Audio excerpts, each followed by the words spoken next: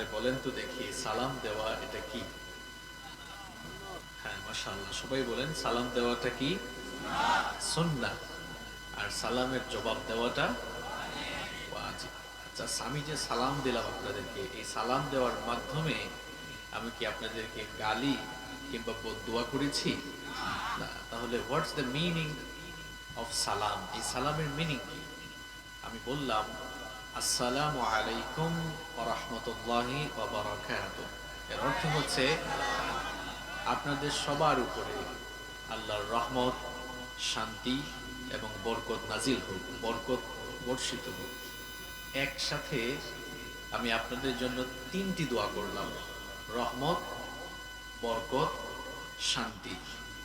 এই 13-14 ঘন্টা জার্নি করে এসেই প্রথম আপনাদেরকে সালামের মাধ্যমে আমি দোয়া বিনিময় করলাম, দোয়া দিলাম। আর আপনারা এমন ভাবে জবাব দিলেন যে হুজুর আপনি না আসলেই ভালো হতো। একটু প্রাণবন্ত আওয়াজে জবাব দেওয়া যাবে তো ইনশাআল্লাহ? আসসালামু আলাইকুম ওয়া রাহমাতুল্লাহি ওয়া বারাকাতুহু। إن الحمد لله الذي بنعمته تتم الصالحات، الذي علم القرآن وأكرمنا بالإسلام وأنعم علينا بالإيمان.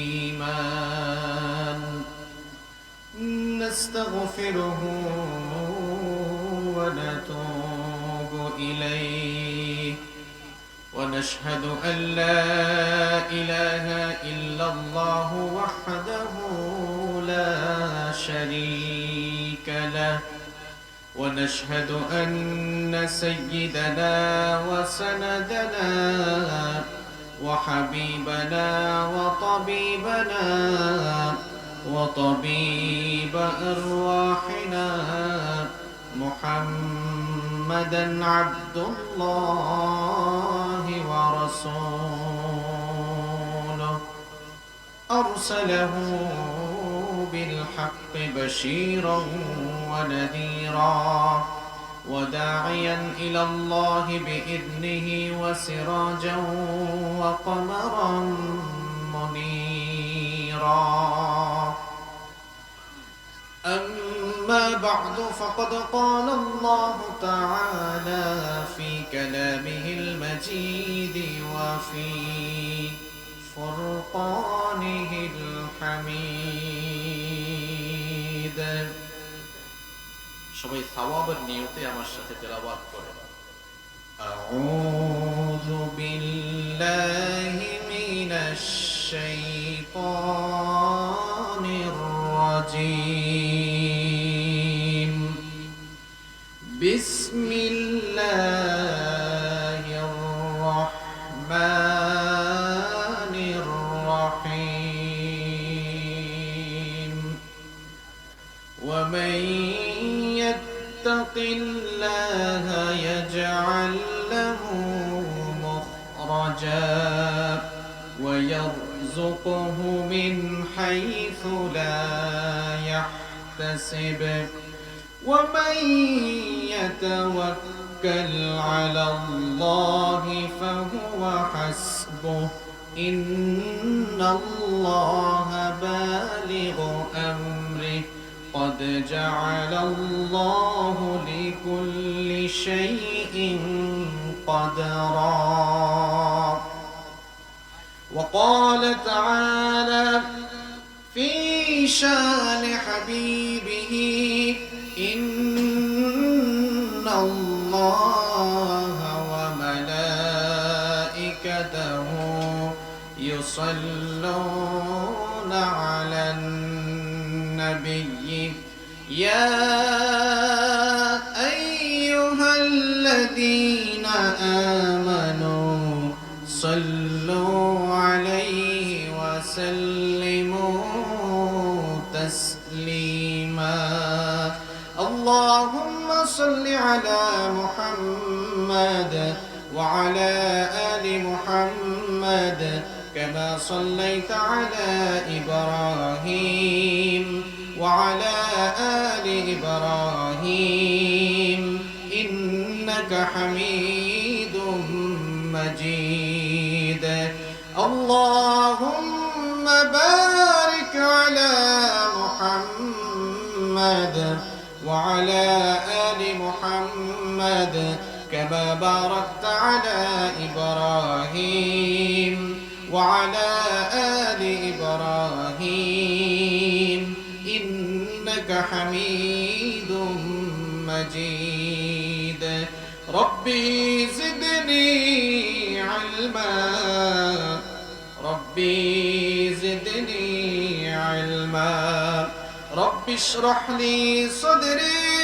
ويسر لي أمري واحلل عقدة من لساني يفقه قولي سبحانك لا علم لنا إلا ما علمتنا إنك أنت العليم الحكيم صدق الله العظيم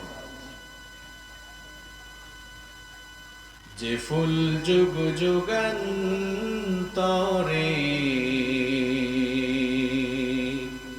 খুশবু ছড়ায় যে ফুল যুগ যুগান্তরে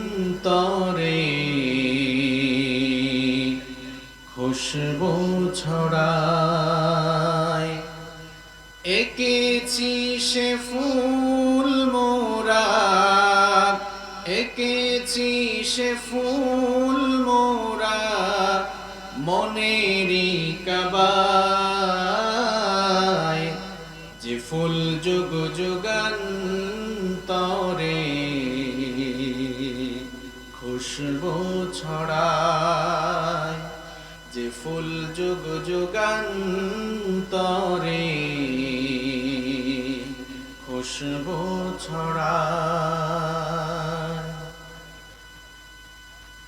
হাবিবে খুদা তিনি নবী কমলে ওয়ালা তারি ছোঁয়াতে আজো দুনিয়া উজালা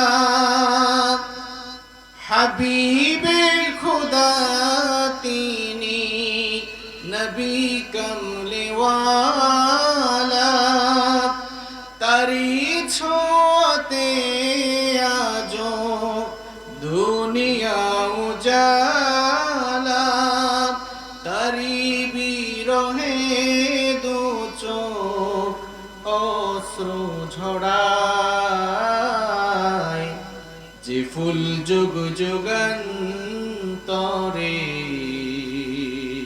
খুশবু ছড়ায় যে ফুল যুগ যুগান্তরে খুশবু ছড়ায় এঁকেছি সে ফুল মোরা এঁকেছি সে ফুল মোরা মনেরই কাবায় যে ফুল যুগ যুগান্তরে খুশবু ছড়ায় যে ফুল যুগ যুগান্তরে খুশবু ছড়ায় বাংলাদেশের অত্যন্ত সুপরিচিত ঐতিহ্যবাহী গাজীপুর জেলার শ্রীপুর উপজেলার প্রহ্লাদপুর ইউনিয়নের অন্তর্গত মেন্দিপুর যুব সমাজের উদ্যোগে মৃত ব্যক্তিদের রূহের মাগফিরাতের উদ্দেশ্যে আয়োজিত আজকের এই 2 দিন ব্যাপী তৃতীয়তম বার্ষিক তাফসীরুল কোরআন মাহফিলের সমাপনী অধিবেশনের মুহতারাম সভাপতি, বিশিষ্ট সমাজসেবক, বিশিষ্ট রাজনীতিবিদ, অত্র এলাকার সকলের অত্যন্ত প্রিয় মানুষ, ভালোবাসার মানুষ, গণমানুষের প্রিয় ব্যক্তিত্ব, জননন্দিত জননেতা, আসন্ন প্রহ্লাদপুর ইউনিয়ন পরিষদের চেয়ারম্যান পদপ্রার্থী জনাব মোহাম্মদ আনিসুর রহমান খোকন সাহেব, আতালাল্লাহু উমরাহু ওয়া বারাকাল্লাহু ফি হায়াতিহি। আমরা সবাই বলি আমিন। আজকের মাহফিলের সম্মানিত প্রধান অতিথি আসতে পারেননি, আমরা তার জন্য দোয়া করছি। বাংলাদেশের বৃহত্তম রাজনৈতিক দল বাংলাদেশ আওয়ামী লীগের অন্যতম অঙ্গ সংগঠন বাংলাদেশ আওয়ামী যুবলীগের গাজীপুর মহানগর এর সম্মানিত যুগ্ম আহ্বায়ক জনাব এস.এম. আলমগীর হোসেন, আমরা দোয়া করছি আল্লাহ তাআলা তাকে কোরআনের জন্য কবুল করুন। মাহফিলের সম্মানিত উদ্বোধক, আপনাদের সকলের প্রিয় মানুষ, গাজীপুর সদর মেট্রো থানা আওয়ামী যুবলীগের সভাপতি পদপ্রার্থী জনাব মোহাম্মদ আমজাদ হোসেন পলাশ। মাহফিলে স্পেশাল গেস্ট হিসেবে উপস্থিত রয়েছেন জনাব মোহাম্মদ জাহাঙ্গীর আলম জিকু, জনাব মোহাম্মদ লোকমান হোসেন মোড়ল, জনাব মোহাম্মদ কামাল হোসেন মোড়ল, জনাব মোহাম্মদ দেলাওয়ার হোসেন দীপু। আল্লাহ তাআলা পোস্টারে উল্লেখিত সকল অতিথিদেরকে কোরআনের জন্য, ইসলামের জন্য কবুল করুন। আমরা সবাই বলি আমিন। মাহফিলে আমার আগে বক্তব্য রেখেছেন মেদিনীপুর পশ্চিমপাড়া জামে মসজিদের সম্মানিত খতিব মাওলানা আতিকুর রহমান সাহেব, এবং আমার পূর্বেই কোরআন এবং সুন্নাহ থেকে অত্যন্ত তাত্ত্বিক এবং প্রাঞ্জল ভাষায় আলোচনা পেশ করেছেন হযরত মাওলানা মুফতি সিফাত হাসান হাফিজাহুল্লাহ ওয়া রাআহ। গতকাল থেকে আজ পর্যন্ত যত উলামায়ে কেরাম আজকের মাহফিলে এই মাহফিলে এসে কোরআন সুন্নাহ থেকে বক্তব্য রেখেছেন, আমরা সবার জন্য দোয়া করছি আল্লাহ তাআলা সকলের ইলম এবং আমলের মধ্যে বারাকা দান করুন। আপনারা হয়তো আমিন আসতে বলেছেন এই জন্য যে হুজুর অনেকের জন্য দোয়া করছে, আমরা কষ্ট করে আমিন বলে লাভ কি? দোয়া তো আরেকজনের জন্য হচ্ছে। আমার ইসলাম সংকীর্ণ নয়, এতটা উদার। ইসলামের বিউটিটা আপনি দেখেন কোন জায়গায়। নবী করিম সাল্লাল্লাহু আলাইহি ওয়াসাল্লাম বলেছেন, যখন কোনো মুমিন বান্দা তার আরেক ভাইয়ের জন্য দোয়া করে, তখন ফেরেশতাও আল্লাহর কাছে আরজি পেশ করে বলে, হ্যাঁ রাব, তোমার এই বান্দা যার জন্য দোয়াটা করলো তার জন্য কবুল করেন। পরে সে যে দোয়াটা করেছে তার মনটা এত উদার, এই দোয়াটা আপনি আগে তার জন্য কবুল করুন। দেখেছেন এরা কেমন চালাক? এখন সুবহানাল্লাহর আওয়াজটা বাড়ছে না কমছে? তাহলে এই যে আমরা অনেকের নাম ধরে ধরে দোয়া করছি, আমাদের কোনো লস নেই। নবীজির কথা সত্য না মিথ্যা? আর একটু আস্তে বলেন তো, সত্য না মিথ্যা? এটা আমরা মনে প্রাণে বিশ্বাস করি নাকি করি না? যদি এটা আমরা মনে প্রাণে বিশ্বাস করে থাকি, তাহলে নবীজির কথা অনুযায়ী যাদের জন্য যে দোয়াটা করব, ওই দোয়াটা আমাদের জন্য সবার আগে কবুল করবেন যিনি, তিনি কে? তাহলে আমরা সবার জন্য দোয়া করছি, আল্লাহ সবার হায়াতের মধ্যে, ইলমের মধ্যে, আমলের মধ্যে বারাকা দান করুন। এই যে আমিন বললেন, দোয়াটা আগে কবুল হবে কার জন্য? আপনার আমার জন্য ইনশাআল্লাহ। মাহফিলে উপস্থিত রয়েছেন সম্মানিত উলামায়ে কেরাম, মাহফিলে এসেছেন বিভিন্ন রাজনৈতিক দলের সম্মানিত নেতৃবৃন্দ, সামাজিক নেতৃবৃন্দ। আমার সামনে বসে আছেন আমার পিতৃতুল্য সম্মানিত মুরব্বী বাবারা, যুগে যুগে আল্লাহর জমিনে আল্লাহর দ্বীনকে প্রতিষ্ঠার জন্য যারা সবচাইতে বেশি অগ্রণী ভূমিকা পালন করেছেন, আমার কলিজার টুকরা যুবক এবং তরুণ ভাইয়েরা, স্কুল, কলেজ, ইউনিভার্সিটি এবং মাদ্রাসা পড়ুয়া আমার প্রাণ প্রিয় মেধাবী ছাত্র ভাইয়েরা, মহিলা প্যান্ডেল থেকে এবং বাসায় বসে নীরবে যারা শুনছেন, আমার শ্রদ্ধেয়া সম্মানিতা মা এবং বোনেরা, উপস্থিত মিডিয়ার প্রাণ প্রিয় কর্মী ভাইয়েরা, গোয়েন্দা সংস্থার ভাইয়েরা, আজকের মাহফিল বাস্তবায়নে যারা সাপোর্ট দিয়েছেন, সহযোগিতা করেছেন, প্রশাসনের ভাইয়েরা, সর্বস্তরের তাওহীদি জনতা, প্রাণ প্রিয় শ্রীপুর তথা গাজীপুরবাসী, আপনারা সবাই কেমন আছেন? পেছনে যারা বসেছেন তারা মনে হয় খুব একটা ভালো নেই। আপনারা ভালো আছেন সবাই? তাহলে যদি ভালো থেকে থাকেন বলেন তো, আপনাদেরকে ভালো রেখেছেন আপনারা নাকি আল্লাহ? তাহলে আল্লাহ তাআলাকে একটু জবান খুলে মহব্বতের সাথে একটা ডাক দেন, বলেন আল্লাহ। আমাদেরকে ভালো রেখেছেন কে? আল্লাহ নাম বলতে কি আপনাদের কষ্ট লাগে? আল্লাহ নাম যতই জপি ততই মধুর লাগে, নামে তো মধু থাকে কে জানি তো আগে। আল্লাহ নাম যতই জপি ততই মধুর লাগে, নামে তো মধু থাকে কে জানি তো আগে। এই নামে মজা আছে না নাই? তাহলে আমাদেরকে ভালো রাখলেন কে? হৃদয়ের সবটুকু ভালোবাসা উজাড় করে দিয়ে যিনি আমাদেরকে সুস্থতার সাথে বাঁচিয়ে রেখেছেন এবং আজকের এই বরকতময় জায়গায় কোরআনের মাহফিলে আসার তৌফিক দিয়েছেন, সেই রবের জন্য খুশি হয়ে খুশি মনে প্রাণবন্ত আওয়াজে আমরা সবাই পড়ছি আলহামদুলিল্লাহ। আমরা প্রশংসা করলাম কার? এবার জুড়ে বলেন তো দেখি, লাভ হয়েছে কার? হ্যাঁ, মজাটা বুঝেছেন আপনি? মনে করেন এই ভাই আমার প্রশংসা করলেন, তিনি মাইক দিয়ে অনেকক্ষণ আমার গুণগান গাইলেন। এখন বলেন তো লাভটা কার হবে, ওনার না আমার? আমার, আমি খুশি হব, ভাই আমার অনেক প্রশংসা করলেন। কিন্তু আমরা সবাই মিলে যখন রবের প্রশংসায় মত্ত হয়ে গেলাম, যখন সবাই রবের প্রশংসায় নিয়োজিত হয়ে গেলাম, তখন আমাদের প্রত্যেকের আমলনামায় সওয়াব দান করে দিলেন কে? আল্লাহ গর্ব করে ফেরেশতাদেরকে বলতেছেন, এই ফেরেশতারা দেখ, এই বান্দা বানানোর সময় তোরা আমাকে নিষেধ করেছিলে, নিষেধ করে নাই? আল্লাহ তাআলা বলেন আমি আদম বানাবো। ফেরেশতারা বলল, আপনি কি এমন কাউকে বানাতে চান নাকি যারা দুনিয়ায় গেলে খালি ফিতনা ফাসাদ বিশৃঙ্খলা দাঙ্গা হাঙ্গামা রক্তপাত করবে? আল্লাহ এখন বলছেন, দেখ আমার বান্দারা আমার জিকির করছে, আমাকে স্মরণ করছে, আমার শুকরিয়া করছে। আর যারা আল্লাহর শুকরিয়া করবে আল্লাহ তাআলা ওই বান্দাদেরকে তার নেয়ামত বাড়িয়ে দিবেন না কমিয়ে দিবেন? কথাটা মোল্লার না আল্লাহ? লা ইন শাকারতুম লা আযীদান্নাকুম।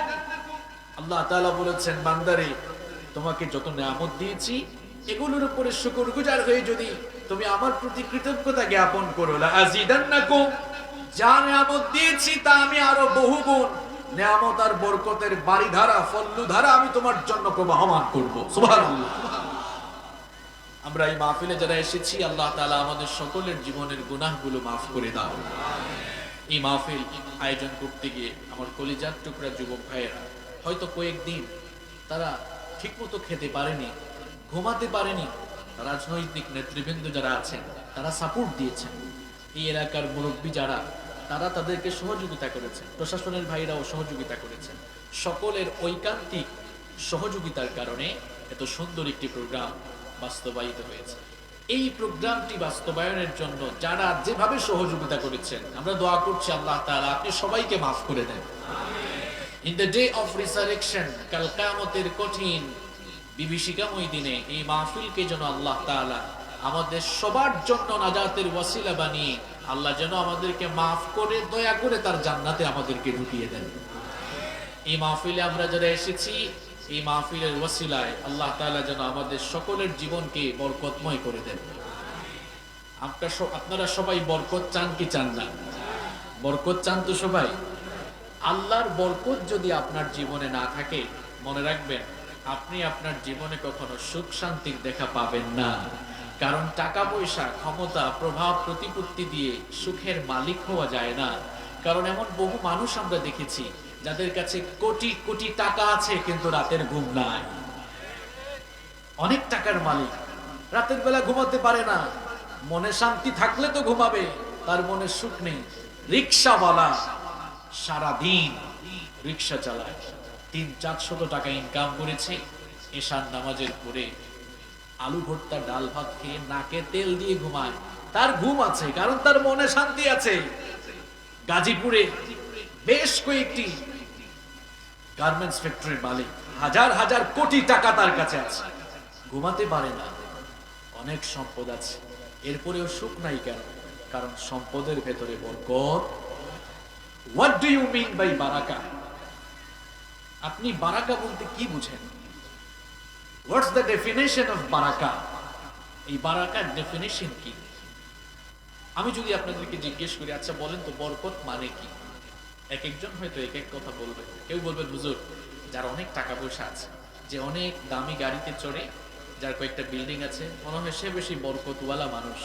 আচ্ছা আমাকে বলেন তো আপনারা, এমন বহু মানুষের টাকা পয়সা আছে, কোন দিক দিয়ে আসে আর কোন দিক দিয়ে যায় সে নিজেই হিসাব নিকাশ করে পায় না। আছে আছে, তার মানে অনেক ইনকাম আছে কিন্তু কোনো বরকত নাই। আবার অনেক মানুষ আছে লম্বা হায়াত পেয়েছে, 20, 30, 40, 50, 60 বছর হায়াত পেয়েছে, কিন্তু তার জীবনে সে খুব বেশি কিছু করতে পারে নাই, ইবাদত বন্দেগীও বেশি করতে পারে নাই, তার জীবনে সফলতার চূড়ান্ত লক্ষ্যেও সে পৌঁছাতে পারে নাই। তার মানে লম্বা হায়াত পেয়েছে কিন্তু হায়াতে কোনো বরকত পায় নাই। দেখবেন অনেক ভাইরা খুব বেশি কাজ করে, অনেক পরিশ্রম করে, কিন্তু এত পরিশ্রম করার পরেও কাজের ফলাফল ভালো হয় না, তার মানে তার কাজের মধ্যে বরকত নেই। আবার অনেকে আছে অনেক সম্পদ অর্জন করেছে, কিন্তু তার এই সম্পদের ভেতরেও বরকত থাকে না। অনেকে আছে, আমার ছাত্র ভাইরা যারা আছে তোমরা শোনো, অনেকে অনেক বেশি পড়ে, দেখবা অনেক স্টাডি করে, অনেক পড়ে, কিন্তু পরীক্ষায় রেজাল্ট ভালো হয় না, কারণ তার পড়ার মধ্যেও কোনো বরকত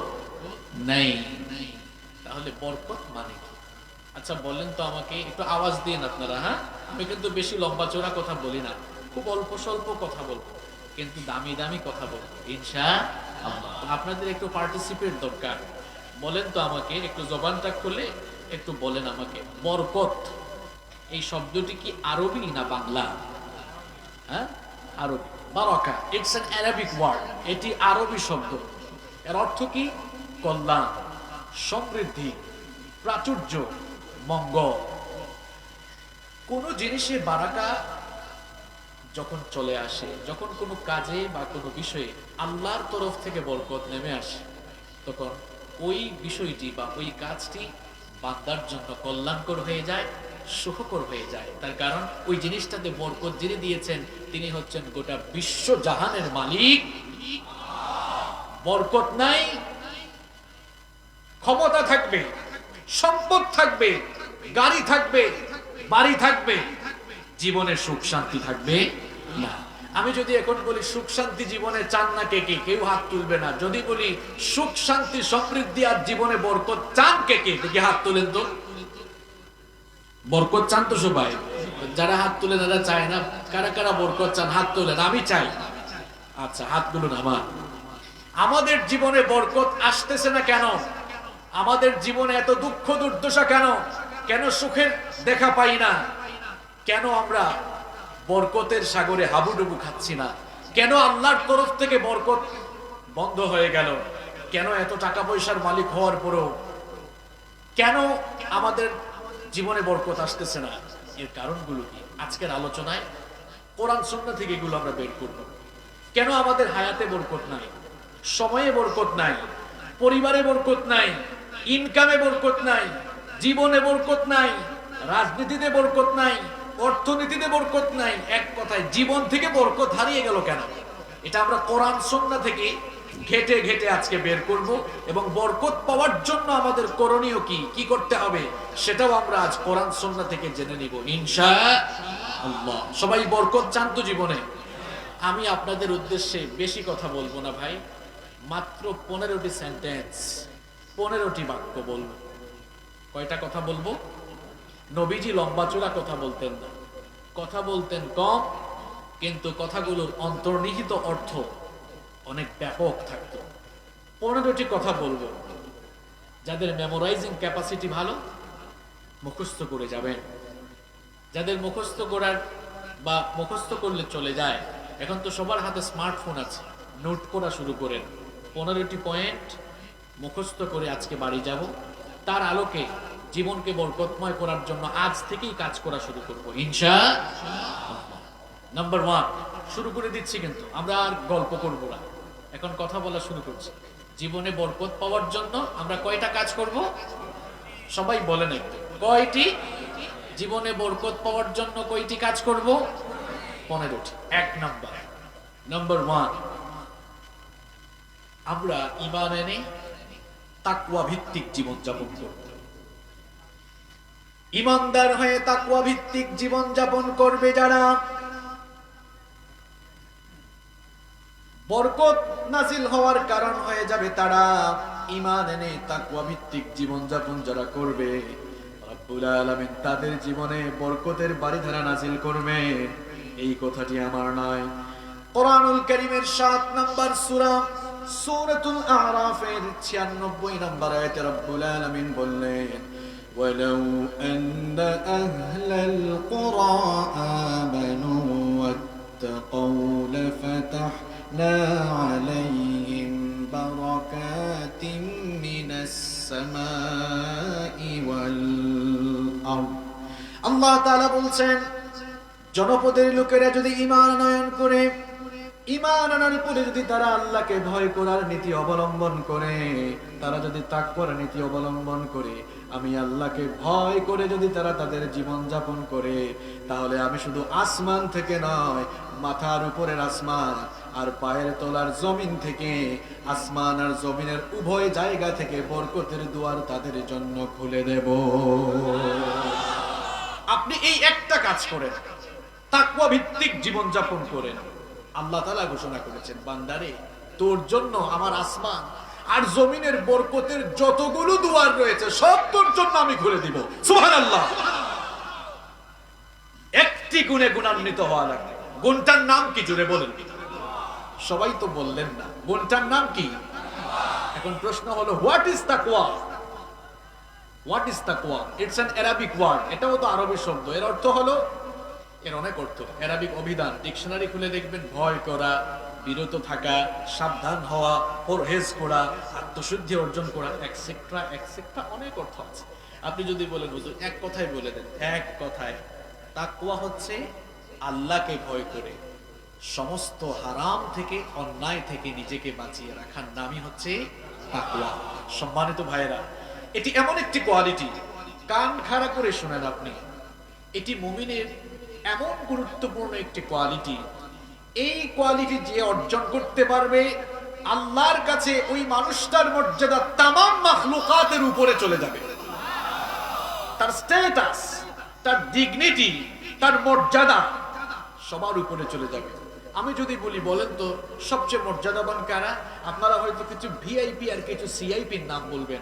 জাগতিক দৃষ্টিকোণ থেকে আপনারা যাদেরকে স্ট্যাটাসওয়ালা পারসন মনে করেন, আল্লাহর কাছে স্ট্যাটাসওয়ালা পারসন হওয়ার জন্য জাগতিক যে সকল কোয়ালিটি গুরুত্বপূর্ণ বলে আমরা মনে করি, আল্লাহর কাছে সেগুলো গুরুত্বপূর্ণ নয়। বরং আল্লাহ তাআলা বলেছেন, ইন্না আকরামাকুম ইনদাল্লাহি আতকাকুম, তোমাদের মধ্যে তাকওয়াবান যারা, আমার কাছে দামি তারা। সুবহানাল্লাহ।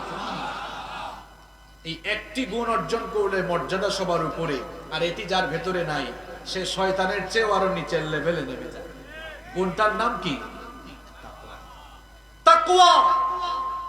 এটি যদি কারো অন্তরে ঢুকানো যায়, আল্লাহর কসম, আল্লাহর কসম, তাকে আপনি যদি আপনি দড়ি দিয়ে তার হাত পা বেঁধে চাবুক পিটান, এই অন্যায় তোকে করা লাগবে, করবে না।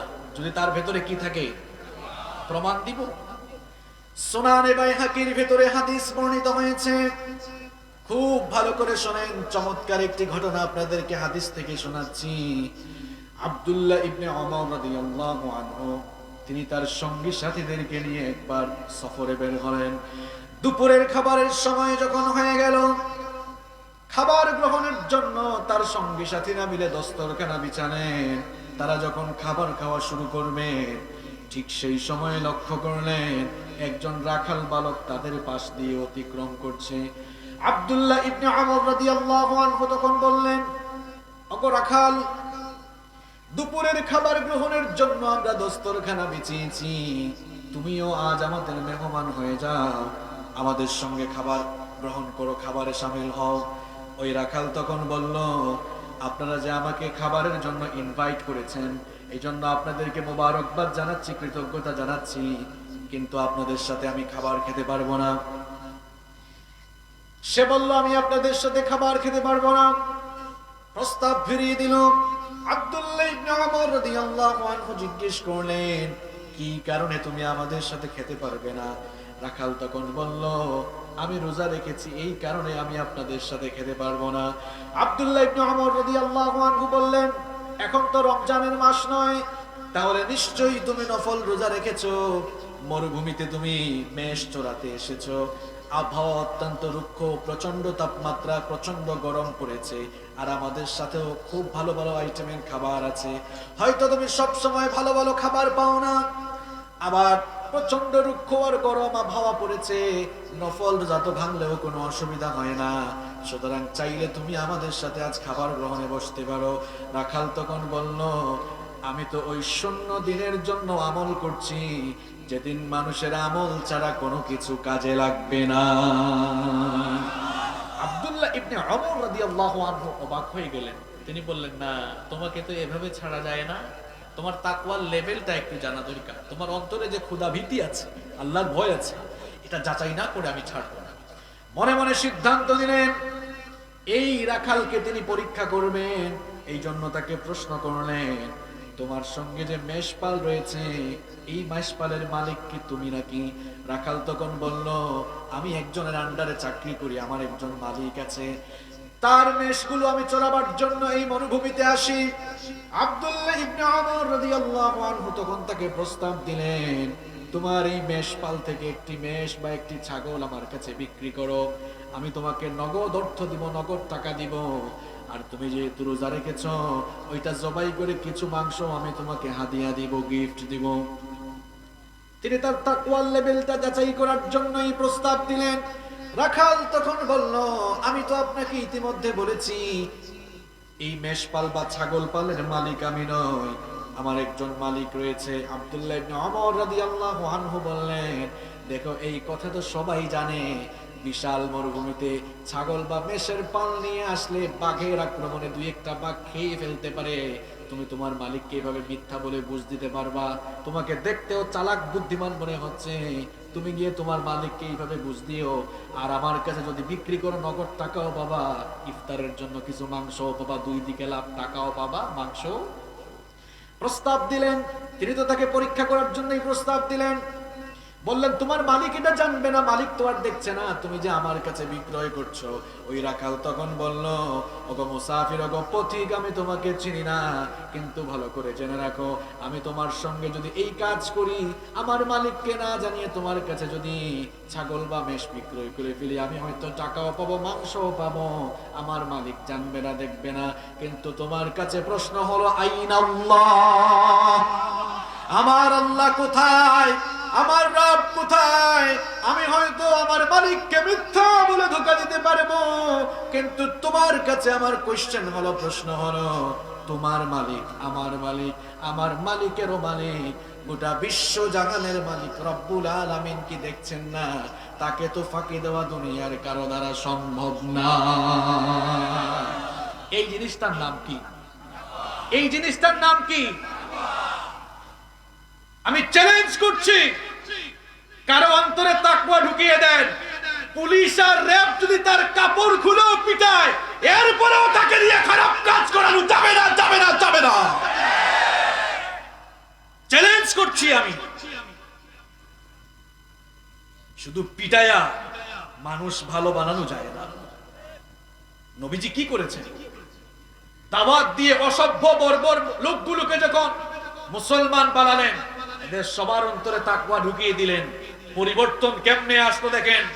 এমন পরিবর্তন আসলো, যেই লোকগুলো জাহেলি যুগে ছিল নারীর ইজ্জত আর সতীত্বের যুগ, ইসলামের ছায়াতলে আসার পর তারাই হয়ে গেল নারীর ইজ্জত আর সতীত্বের পাহারাদার। আল্লাহু আকবার। যারা ছিল লুণ্ঠনকারী, যারা ছিল ছিনতাইকারী, তারা হয়ে গেল মানুষের ইজ্জত আর সম্পদের পাহারাদার। সুবহানাল্লাহ। তাকওয়া বদলে দেয় মানুষকে। আমরা তো বদলানোর স্লোগান অনেক দিয়েছি, আরো দিচ্ছি, দিব। যদি বদলাতে চাই, যারা বদলানোর স্লোগান দেই, আমরা আগে তাকওয়ার গুণে গুণান্বিত হয়ে নিজেরা বদলাবো, এরপরে তাকওয়ার কথা বলবো, আমাদের পরিবার, সমাজ, রাষ্ট্র, দেশ সব বদলে যাবে ইনশাআল্লাহ। আল্লাহর ভয় কি মারাত্মক জিনিস এটা। বলেন তো, আল্লাহর ভয় যদি সত্যিকার অর্থে কোনো বান্দার অন্তরে থাকে, সে মিথ্যা বলতে পারবে? গীবত করতে পারবে? চুরি ডাকাতি করতে পারবে? মানুষের হক নষ্ট করবে? করবে না, কারণ তার ভেতরে আছে কার ভয়? যাদের হৃদয়ে আছে আল্লাহর ভয়, তারা কবু পথ ভুলে যায় না। আল্লাহর প্রেম ছাড়া এই দুনিয়ায় কারো কাছে কোনো কিছু চাই না, কারো কাছে কোনো কিছু চাই না, ঠিক কি না? আল্লাহর ভয় এক নম্বর কোয়ালিটির কথা বলছিলাম। আল্লাহর ভয় যারা অর্জন করবে, রব্বুল আলামিন সূরা আরাফের মধ্যে বলেছেন, আসমান আর জমিনের বরকতের দুয়ার আমি ওই বান্দার জন্য খুলে দেব। আজ আমার আপনার জীবনে বরকত নাই কেন? এত টাকা পয়সা উপার্জন করি তারপরেও সুখ নাই কেন? কারণ টাকা পয়সা উপার্জনের মধ্যে আল্লাহর ভয় নাই। আল্লাহকে ভয় না করে হারাম উপায়ে উপার্জন করি, সারাদিন মিথ্যা বলি, মানুষের নামে অপবাদ দিই, বাজে কথা বলি, বরকত কেমনে আসবে? যদি আমরা তাকওয়ার নীতি অবলম্বন করে আল্লাহকে ভয় করে চলি, তাহলে আমাদের জীবনটাকে বরকত দিয়ে ভরে দিবেন। এই ঘোষণা যিনি দিয়েছেন তিনি কে? তাকওয়ার নীতি যারা অবলম্বন করবে, আল্লাহ তাআলা বলেছেন আমি তাদেরকে ওয়ালি বানিয়ে দিব। কি বানিয়ে দিব? আমাদের দেশে মনে করে যার একটা খানকা আছে, যার খানকা আছে, মাজার আছে, উত্তরাধিকার প্রাপ্ত হয়ে সে পরবর্তীতে ওয়ালি হচ্ছে। ওয়ালি, আপনি আল্লাহর বন্ধু হয়ে যেতে পারবেন মাত্র দুইটা কাজ করলে। কয়টা কাজ করলে? অনেকে আবার ভাবতে পারে হুজুর কি ওলিদের বিরুদ্ধে বললো নাকি? না, আপনি ভুল বুঝবেন না। এই দেশে আমরা ইসলাম পেয়েছি আল্লাহর ওলিদের মাধ্যমে। তারা যদি না আসতেন আমরা তো এখনো মুসলমানও হতে পারতাম না। শাহজালাল, আমি তো সিলেটের মানুষ, শাহজালাল, শাহপরান, শাহ মখদুম, শাহ আমানত রাহিমাহুমুল্লাহ, তারা সহ বাংলাদেশে অসংখ্য ওলিয়া উলিয়া এসেছেন বলেই বাংলাদেশে আমরা ইসলামের নিয়ামত পেয়েছি। আমরাও আল্লাহর ওলি হতে পারবো দুটো কাজ করে। দেখবেন আল্লাহর ওলিদের সোহবতে, তাদের কাছে গেলে তারা ওলি হয়ে গেলেন কেমনে? আপনারা তো খালি যান তাদের কাছে। হক্কানি ওলি আমাদের দেশে এখনো আছে না নাই? তারা ওলি হয়েছেন কেমনে? তাদের অন্তরে তারা যে জিনিসটা লালন করেন সেই জিনিসটার নাম কি? আল্লাহ তাআলা বলেছেন দুটো কোয়ালিটি অর্জন করলে আমি আল্লাহ তাদেরকে আমার ওয়ালি বানিয়ে ফেলবো। কোরআনুল কারীমের 10 নম্বর সূরা, সূরা ইউনূসের 62 নম্বর আয়াত থেকে রব্বুল আলামিন বলছেন, আলা ইন্না আউলিয়া আল্লাহি লা খাউফুন আলাইহিম ওয়া লা হুম ইয়াহজানুন। আল্লাহ তাআলা বলছেন যারা আমার ওলি, আমার বন্ধু যারা, তাদের জন্য দুনিয়ার জীবনে কোনো দুশ্চিন্তা নাই, ভয় নাই, টেনশন নাই, আখিরাতেও টেনশন নাই, জান্নাত নিয়ে টেনশন করা লাগবে না। তাদের জন্য দুনিয়া আখিরাতে কোনো ভয় নেই, দুশ্চিন্তা নেই। এখন প্রশ্ন হতে পারে ওয়ালি কারা, আল্লাহর বন্ধু কারা, আল্লাহর দোস্ত কারা? এই ব্যাখ্যা কি আমি দিব নাকি আল্লাহ দিবেন? আল্লাহ তাআলা এবার ডেফিনিশন পরের আয়াত থেকে দিচ্ছেন, আমার ওয়ালি কারা শোনো, আল্লাযীনা আমানু ওয়া কানু ইয়াত্তাকুন। আল্লাহ তাআলা বলছেন আমার ওয়ালি তারা আল্লাযীনা আমানু, ঈমানদার যারা, ওয়া কানু ইয়াত্তাকুন, আর তাকওয়াবান যারা। সুবহানাল্লাহ। আল্লাযীনা আমানু ওয়া কানু ইয়াত্তাকুন, ঈমান এনে তাকওয়ার নীতি অবলম্বন করছে যারা আল্লাহর ওয়ালি। তাকওয়া অবলম্বন করলে জীবনে যেমন বরকত আসবে, আল্লাহর ওয়ালিও হয়ে যেতে পারবেন। আর এর পরের আয়াতে 63 নম্বর আয়াত আমরা শেষ করলাম। 64 নম্বর আয়াত, পরের আয়াতে আল্লাহ বলছেন বান্দারে তাকওয়াবান হয়ে গেলে বরকত পাবা, আমার ওয়ালি, আমার বন্ধু হয়ে যাবা। শুধু তাই নয়, আরেকটি সুসংবাদ নাও, লাহুমুল বুশরা ফিল হায়াতিদ দুনিয়া ওয়া ফিল আখিরাহ লা তাবদীলা লিকালিমাতিল্লাহ যালিকা হুয়াল ফাওজুল আযীম। আল্লাহ তাআলা বলছেন এই তাকওয়াবান হয়ে গেলে লাহুমুল বুশরা, তাদের জন্য সুসংবাদ রয়েছে, ফিল হায়াতিদ দুনিয়া ওয়া ফিল আখিরাহ, দুনিয়া আখিরাতে উভয় জায়গায় তাদের জন্য আমার তরফ থেকে সুসংবাদ রয়েছে। সুবহানাল্লাহ। তাহলে জীবনে যদি আমরা বরকত পেতে চাই, এক নাম্বার কাজ তাকওয়াবান হতে হবে। এই পয়েন্ট আমরা শেষ করছি। আরো একটি কথা বলি, তাকওয়া কি? তাকওয়া হচ্ছে আল্লাহর ভয়ে সমস্ত অন্যায়, পাপাচার, জুলুম হারাম থেকে নিজেকে বাঁচিয়ে রেখে আল্লাহর দ্বীনের পথে পরিচালিত করার নামটাই হচ্ছে তাকওয়া। আমরা সবাই তাকওয়া অবলম্বন করতে পারবো তো ইনশাআল্লাহ? আল্লাহ আমাদেরকে তৌফিক দান করেন। আমরা কোন বিষয় নিয়ে জানি কথা বলছি? জীবনে বরকত লাভের 15টি উপায়। কয়টি উপায়? আমার ভাইরা কষ্ট হচ্ছে না তো আপনাদের? 1 নাম্বার কি বললাম? তাকওয়াবান হয়ে যেতে হবে আমাদেরকে। আল্লাহ তৌফিক দান করেন। জীবনে যদি আমরা বরকত চাই, 2 নাম্বার যে কাজটি আমরা করব সেটি হচ্ছে আমরা যে কোনো কথা, যে কোনো কাজের শুরুতে বরকত পাওয়ার জন্য আমরা বাসমালা অর্থাৎ বিসমিল্লাহির রহমানির রহিম করব।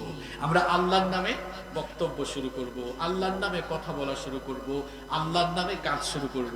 তাহলে আল্লাহর নামে আল্লাহর গুণগান প্রশংসা করে কোনো কথা বা কাজ শুরু করলে ওই কথা ওই কাজে বরকত দিবেন কে? আল্লাহ তাআলা বরকত দিয়ে দিবেন। এই যে আপনারা এখন মাহফিল শেষ করে বাড়িতে যাবেন, বাড়িতে ঢোকার সময় বিসমিল্লাহ বলে ঢুকি, আবার বাড়ি থেকে বের হওয়ার সময় বলবেন বিসমিল্লাহি তাওয়াক্কালতু আলাল্লাহ বলে বের হয়ে দেখেন না আপনার হেফাজতকারী স্বয়ং যিনি হয়ে যাবেন তিনি কে?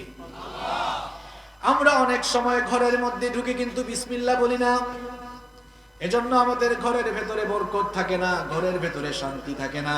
ঘরের ভেতরে আমরা বরকত চাই কি চাই না? এবার দেখেন মুসলিম শরীফের 2018 নম্বর হাদিস। বরকত পাওয়ার জন্য আমাদেরকে নবীজি কি করতে বলেছেন? নবীজি বলেছেন ইযা দাখালার রাজুলু বাইতাহু ফাযাকারাল্লাহু ইনদা দুখুলিহি ওয়া ইনদা তুআমিহি।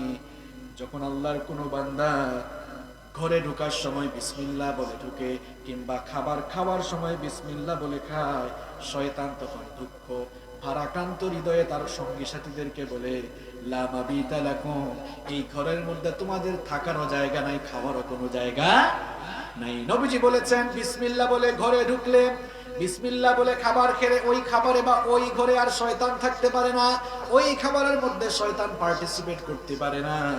এরপরে নবীজি বলছেন ওয়াইদা দাখালা, আর যখন কোনো বান্দা ঘরে ঢুকে ফালাম ইয়াযকুরিল্লাহু ইনদা দুখুলিহি, ঘরে ঢোকার সময় সে যখন বিসমিল্লাহ বলে না, শয়তান তখন তার সাথীদেরকে হেসে হেসে বলে আদরাকতুমুল মাবিত, তোমরা থাকার জন্য একটা বাসস্থান পেয়েছো। কারণ বিসমিল্লাহ বলে যে লোকটা ঘরে ঢুকলো না বরকত থেকে বঞ্চিত হলো, আর ওই লোকটার সাথী হয়ে গেল কে? আরো জোরে বলেন, সাথী হয়ে গেল কি? এজন্য শয়তান তার চেলাপেলাদেরকে বলে সুসংবাদ গ্রহণ করো, এই তো আমাদের এক সাথী ভাই পেয়েছি, এখানে থাকার জায়গা পেয়েছ। এরপরে লোকটা ঘরে ঢুকে যখন আবার বিসমিল্লাহ না বলে খাবার খাওয়া শুরু করে, শয়তান তার সঙ্গীদেরকে বলে আবার সুসংবাদ না, এতক্ষণ তো থাকার জায়গা হয়েছিল, এবার খাবারেরও ব্যবস্থা হয়েছে। নাউযুবিল্লাহি মিন যালিক। তাহলে আমরা ঘরে ঢোকার সময় বিসমিল্লাহ না বলে ঘরের ভিতরে শয়তান ঢোকাচ্ছি, খাবার গ্রহণের সময় বিসমিল্লাহ না বলে খাবারেও শয়তানকে পার্টিসিপেট করাচ্ছি। অথচ আমরা যদি বিসমিল্লাহ বলতাম ঘরের মধ্যে বরকত দিতেন কে? খাবারেও বরকত দিতেন কে?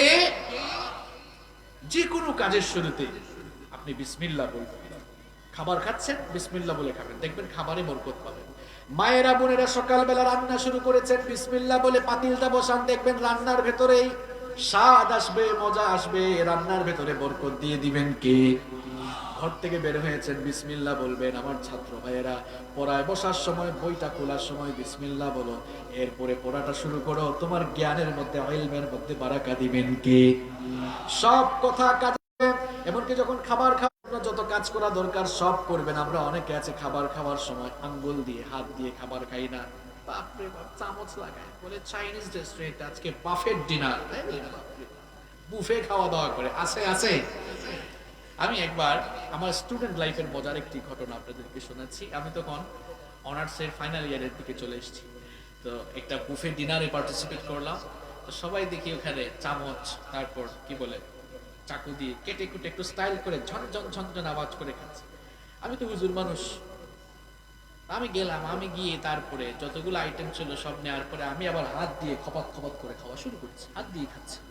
তো অনেকে ভাবতেছে এটা মনে হয় আনস্মার্ট, খ্যাত কোথাকার কোথেকে আসছে, ব্যাকডেটেড, মানে আমাকে আর আপডেটেড মনে করতে পারলো না। বলেন তো আমাদেরকে সৃষ্টিগতভাবে খাবার খাওয়ার জন্য 5টা চামচ এক হাতেই দিয়েছেন কি? সুবহানাল্লাহ। আজকে সায়েন্স, আজকে বিজ্ঞান গবেষণা করে কি বলছে দেখেন, নবীর সুন্নাহ আপনি মেইনটেইন করলে কি হবে।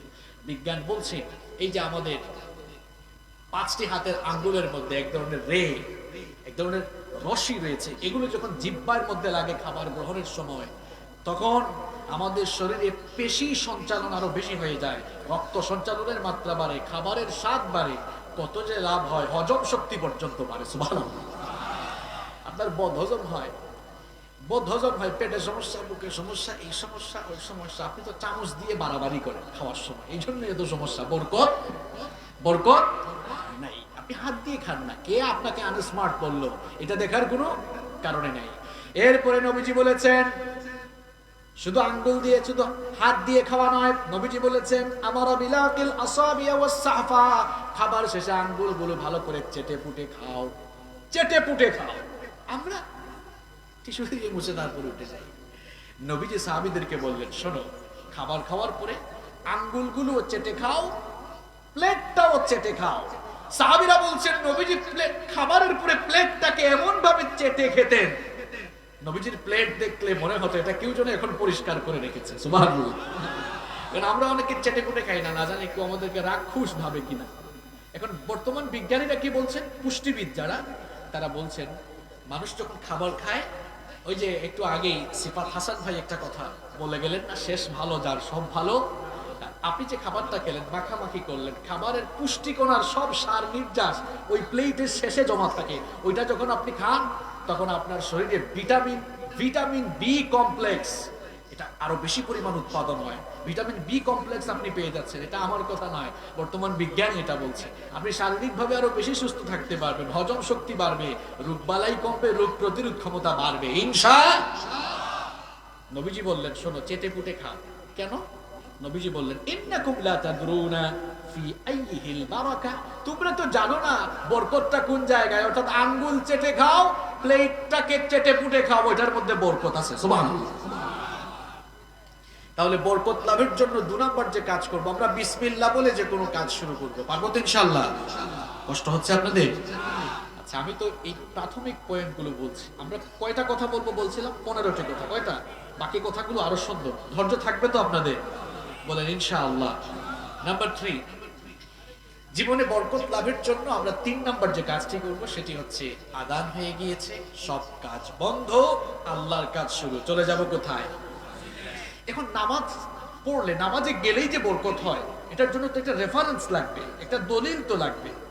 দেখেন রব্বুল আলামিন কোরআনুল কারীমের 20 নাম্বার সূরা সূরাতুত তাহা 132 নাম্বার আয়াতে বললেন, আমি তো সূরা আর আয়াত নাম্বার বলছি, বাড়ি গিয়ে মিলিয়ে দেখবেন, ওয়া মুর আহলাকা বিস-সালাতি ওয়াসতাবির আলাইহা লা নাসআলুকা রিজকান নাহনু নারযুকুকা ওয়াল আকিবাতু লিত-তাকওয়া। আল্লাহ তাআলা বলছেন, হে নবী, আপনি আপনার পরিবারের লোকদেরকে সালাতের ব্যাপারে আদেশ দান করুন এবং নিজেও এই ব্যাপারে অবিচল থাকুন। এই যে আমার জন্য সালাত আদায় করছেন, আমি তো রিজিক চাই না, বরং আমার জন্য সালাত আদায় করলে আমি রিজিকের মধ্যে বরকত দান করব। সুবহানাল্লাহ তো বললেন ঠিক, কিন্তু আপনারা কাজটা করেন কি? আজান হয়ে গেলে ভাবেন আরে 15 মিনিট দোকানটা বন্ধ করলে লস হবে, আর আল্লাহ বলছেন না, যাও একটু বন্ধ করে যাও না, দেখবা আসার পরে বরকতটা কেমনে বাড়িয়ে দিই। সুবহানাল্লাহ। আপনার ব্যবসায় বরকত নাই কেন? আপনি তো আল্লাহর কাজ করেন না। আপনি নামাজকে বলেন কাজ আছে, নো, আপনি কাজকে বলবেন আমার নামাজ আছে, ঠিক কি না? নামাজ পড়ছেন না, বরকত নাই তো আপনার হায়াতে, রিজিকে বরকত নাই। ওয়াইফ বলছে মাসের শেষে কি ব্যাপারে এত টাকা উপার্জন করো, তারপরে হয় না কেন? আপনার হবে কেমনে? আপনি তো নামাজের ধারে কাছেও নাই। আমার বাবারা, আমার ভাইয়েরা, অনুরোধ করে বলছি, নামাজ ছাড়িয়ে। কেন নামাজ ছাড়েন আপনারা বলেন তো? আমার দেশে ফজরের নামাজে মানুষ বেশি হয় না জানাজার নামাজে মানুষ বেশি হয়? হ্যাঁ, আপনাদের গাজীপুরে ফজরের নামাজে মানুষ বেশি না জানাজার নামাজে মানুষ বেশি? জানাজার নামাজ ফরজে আইন, আর ফজরের নামাজ মনে হয় মুস্তাহাব। হ্যাঁ, আচ্ছা বলেন তো, নামাজে গেলে খুশি হন কে? আল্লাহর নামে তো আসতে বললেন। নামাজে গেলে খুশি হন কে? আর নামাজটা ছেড়ে দিয়ে বসে থাকলে একজন খুশি হয়, তার নামটা কি? আচ্ছা, তাহলে ফজরের নামাজ না পড়ে ঘুম থেকে উঠলেন, আল্লাহকে খুশি করে ঘুম থেকে উঠলেন না শয়তানকে খুশি করে ঘুম থেকে উঠলেন? প্রত্যেকটি কথা আপনার বিবেকের কাছে আপনার বিবেককে আমি প্রশ্ন করছি। আপনি পুরো সপ্তাহ নামাজে আসেননি, শুধু সপ্তাহে জুমার দিনে নামাজে আসলেন। বলেন তো এক সপ্তাহ সমান কয় দিন? সবাই বলেন কয় দিন? 7 দিন। প্রত্যেক দিন কয় ওয়াক্ত নামাজ? 5 গুণ 7 কত হয়? এখন আপনি যে 35 ওয়াক্তের মধ্যে এক ওয়াক্ত আসলেন, 35 ওয়াক্তের মধ্যে আল্লাহকে খুশি করলেন কয়বার? শয়তানকে খুশি করলেন কয়বার? আনুপাতিক হারে শয়তানকে আপনি খুশি করছেন। কেন আপনি নামাজ পড়ছেন না? এই যে আপনি আপনার মিটিং এর জন্য, কাজের জন্য, স্কুলের জন্য, চাকরির জন্য, ব্যবসার জন্য নামাজ পড়ছেন না। এই চাকরি বাকরি, ব্যবসা বাণিজ্য করে যা টাকা পয়সা, যা গাড়ি বাড়ি করেছেন, বলেন তো পৃথিবীর কোন মানুষ মারা যাওয়ার সময় 2-3টা বিল্ডিং, 2-3 বস্তা টাকা, 2-3টা গাড়ি, একদম land cruiser, Prado, range rover গাড়ি সুদ্ধা কবরের ভিতরে ঢুকছে, এমন একজন মানুষের নাম বলেন? আছে? এখন মরে যান, শেষ। আমি একটা কথা প্রায় সময় বলি, 40 বছর, 45-50 বছর মাথার ঘাম পায়ে ফেলে ঢাকা শহরে বাড়ি করলো, হয়তো 4-5 বছর, 10-15-70 বছর বাঁচলো, না হয় আরো, না হয় 25-30 বছর ওই বাড়িটাতে থাকলো। এরপরে কি বাড়িটাতে থাকতে পারলো? সে চলে যেতে হবে। এই জন্য আমি বলি, দুনিয়াটা আমাদের জন্য হচ্ছে ভাড়া বাড়ির মতো। মনে করেন আপনি একটা ভাড়া বাসায় থাকেন, বাড়িওয়ালা বলল আপনি আগামী মাসে চলে যাবেন, আপনি কি আর জোর করে থাকতে পারবেন নাকি? হেডাম দেখায়া থাকতে পারবেন? তাহলে আমরাও ভাড়া বাড়ির মতো দুনিয়াতে আছি। মাহবুব যখন বলবেন তখন চলে যেতে হবে। বাড়ি থাকবে, বাড়িওয়ালা থাকবে, চোখের পলকে আপনি লাশ হয়ে যেতে পারেন। কত বিজনেস ম্যাগনেট আমরা দেখেছি, হাজার হাজার কোটি টাকার মালিক, খালি হাতে কবরে গিয়েছে, আছে না নাই? কত প্রেসিডেন্ট আমরা দেখেছি, সামনে পিছনে মানুষ, স্লোগান আর স্লোগান, একা একা কবরে গিয়েছে। এই যে আমি, আমার বাড়ি তো সিলেটে, আমাদের সিলেটে আপনি আওয়ামী লীগ বলেন আর বিএনপি বলেন, সব দলের বড় বড় নেতারা কিন্তু সিলেটে আছে, আছে না? আবুল মাল সাহেব আছেন, তিনি তো এখন অসুস্থ, আমরা দোয়া করছি আল্লাহ সুস্থ করে দিক। এই যে সাইফুর রহমান সাহেব আছেন, স্পিকার হুমায়ুন রশিদ চৌধুরী ছিলেন, এস.এম. কিবরিয়া, সবাই আবার আমাদের আসনের এমপি ছিলেন, এজন্য আমরা চিনি। এই যে ওনারা চলে গেলেন, দেশের জন্য প্রত্যেকেরই কম বেশি অবদান আছে। আমরা দোয়া করছি আল্লাহ যেন তাদের ভুল ত্রুটি মাফ করে সবাইকে মাফ করে দেন। আমি জাস্ট উদাহরণের জন্য বলছি। তো সবাই চলে গেছেন না? কিছু নিয়ে যেতে পেরেছেন? আমাদের বাপ দাদার অনেক ঘর বাড়ি আছে, আমার দাদার বাড়িটা এখনো আছে, দাদার বাড়ি আছে, কিন্তু দাদা চোখেরই পলকে তুমি হতে পারো লাশ, চিরতরে বন্ধ হবে তোমারই নিঃশ্বাস। চোখেরই পলকে তুমি হতে পারো লাশ, চিরতরে বন্ধ হবে তোমারই নিঃশ্বাস। হবে এলান তোমারই নাম মসজিদের মাইকে, বাড়িওয়ালা নাই রে, বাড়ি নাই রে দুনিয়াতে, বাড়িওয়ালা নাই রে, বাড়ি নাই রে দুনিয়াতে, বাড়িওয়ালা নাই রে, বাড়ি নাই রে দুনিয়াতে, বাড়িওয়ালা নাই রে, বাড়ি নাই রে দুনিয়াতে। গাড়ি বাড়ি মিল ফ্যাক্টরি টাকার পাহাড়, বিলাসিতায় কেটেছে জনম কত অহংকার। গাড়ি বাড়ি মিল ফ্যাক্টরি টাকার পাহাড়, বিলাসিতায় কেটেছে জনম কত অহংকার। দামি কাপড় ছেড়ে হবে, দামি কাপড় ছেড়ে হবে সাদা কাফন পরিতে, বাড়িওয়ালা নাই রে, বাড়ি নাই রে দুনিয়াতে, বাড়িওয়ালা নাই রে, বাড়ি নাই রে দুনিয়াতে, বাড়িওয়ালা নাই রে, বাড়ি নাই রে দুনিয়াতে, বাড়িওয়ালা নাই রে, বাড়ি নাই রে দুনিয়াতে।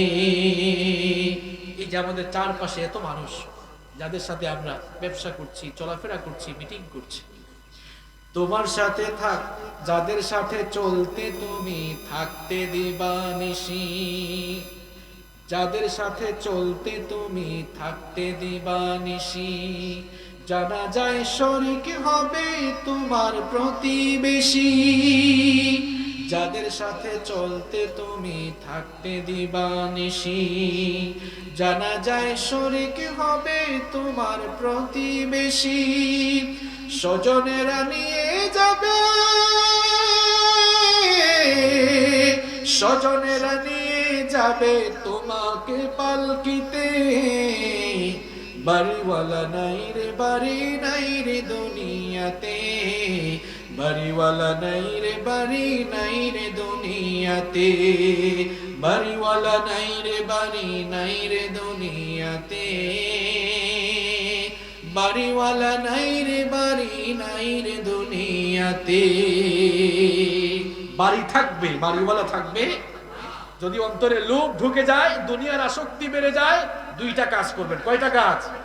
কবরস্থান ভিজিট করবেন আর হাসপাতালের আইসিইউতে যাবেন। এই দুটো জায়গায় দিয়ে দেখবেন, কবরস্থানে গেলে দেখবেন আপনার পূর্বে যারা ছিল সব কবরে। দুনিয়ার আসক্তি যদি বেড়ে যায়, হসপিটাল ভিজিট করে দেখেন, আইসিইউতে বাঁচার জন্য হাজারি করছে। আপনি ফিদ দুনিয়া না হয়ে ফিল্লাহ লিল্লাহ হয়ে যান, আল্লাহর জন্য হয়ে যান, আল্লাহ আপনার হয়ে যাবে ইনশাআল্লাহ। নামাজ, নামাজ, নামাজ। নবীজি দুনিয়া থেকে চলে যাচ্ছেন, বললেন আসসালাত আসসালাত, আমার উম্মতরা নামাজ নামাজ নামাজ নামাজ নামাজ। আপনার ফজর ঘুমে যায়, জোহর কাজে যায়।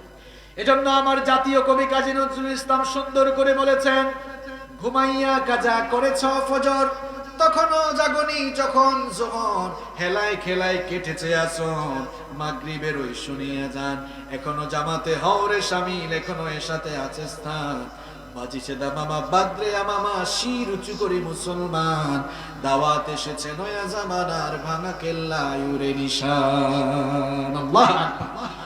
আমি কাজী নজরুলকে প্রচন্ড ভয়াবহ রকমের ভালোবাসি। এত চমৎকার চমৎকার লেখনী তার রয়েছে। নবীজিকে নিয়ে তো এত সুন্দর সুন্দর গজল লিখেছে। লোকটার ভেতরে যে আল্লাহ ভীতি ছিল তার লেখাতেই প্রমাণ পাওয়া যায়। আবার মারা যাওয়ার আগে বলেও গিয়েছে, কবরটা যেন মসজিদের পাশে হয়। আছে না নাই?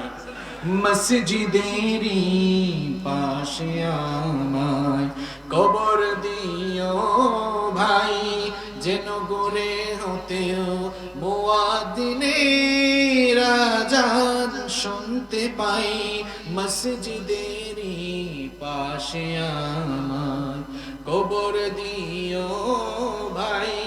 মসজিদের পাশে কবরস্থান আছে না নাই? আমরাও দোয়া করছি, আল্লাহ এই কলেজার টুকরা কবিকে মাফ করো আর তাকে জান্নাতুল ফেরদাউস নসিব করো। সম্মানিত ভাইরা, কষ্ট হচ্ছে না তো আপনাদের? 20-25 মিনিট থাকা যাবে তো ইনশাআল্লাহ? আচ্ছা, তাহলে জীবনে আমরা বরকত পাবো আমরা যদি নামাজি হয়ে যাই। আমরা নামাজি হবো তো ইনশাআল্লাহ? 5 ওয়াক্ত নামাজ পড়বো তো? আমার যুবক ভাইরা, তোমরা নামাজে আসো না। তোমাদেরকে নামাজের কথা বললে তোমরা বলো, হুজুর টাইম হয় না, দেখেন না এখনো দাড়ি টাড়ি ছোট, চুল কালো, এগুলো একটু সাদা হোক তারপরে। আরে ভাই, তোমার মতো কত মানুষ, এই যে করোনা ভাইরাস এক ভয়াবহ গজব পৃথিবীর উপর দিয়ে গেল, কত যুবক চলে গিয়েছে, কত যুবক চলে গিয়েছে, আমার বয়সী, আমার চেয়ে কম বয়সী অনেকে চলে গিয়েছে। না জানি আমিও কখন চলে যাই। আমার যুবক ভাইরা, পৃথিবীতে আসার সিরিয়াল আছে, যাওয়ার কোনো সিরিয়াল নাই। আমরা এমনও দেখেছি 2 ভাই 3 বোন, সবার ছোট, সে এসেছে দুনিয়ায় সবার শেষে, কিন্তু আল্লাহর সিদ্ধান্ত সে চলে গেছে সবার। There is no serial of death. মৃত্যুর কোনো সিরিয়াল নাই। আমরা এমন চিত্র মাঝে মাঝে দেখি, নাতির লাশ দাদা কবরে শোয়ায়, ছেলে মেয়ের লাশ বাবা কবরে শোয়ায়। এরকম আছে না নাই? এটা শয়তানের পজিটিভ ধোঁকা। প্লিজ ভাই, শয়তানের পজিটিভ ধোঁকায় আমরা পড়বো না ইনশাআল্লাহ। আমরা নামাজি হয়ে যাবো তো ইনশাআল্লাহ। আল্লাহ তৌফিক দান করেন। নাম্বার 4, জীবনে বরকত পেতে হলে এই বরকতের কিতাব কোথায় গেল? এই যে এই বরকতের কিতাব, এই কিতাবটার নাম কি? সবাই জবান খুলে বলেন তো। জীবনে বরকত চান, এই কোরআনের সাথে সম্পর্ক বাড়ান। এই কিতাবটা বরকতময়, এটা আমি বলি না, বলেছেন কে?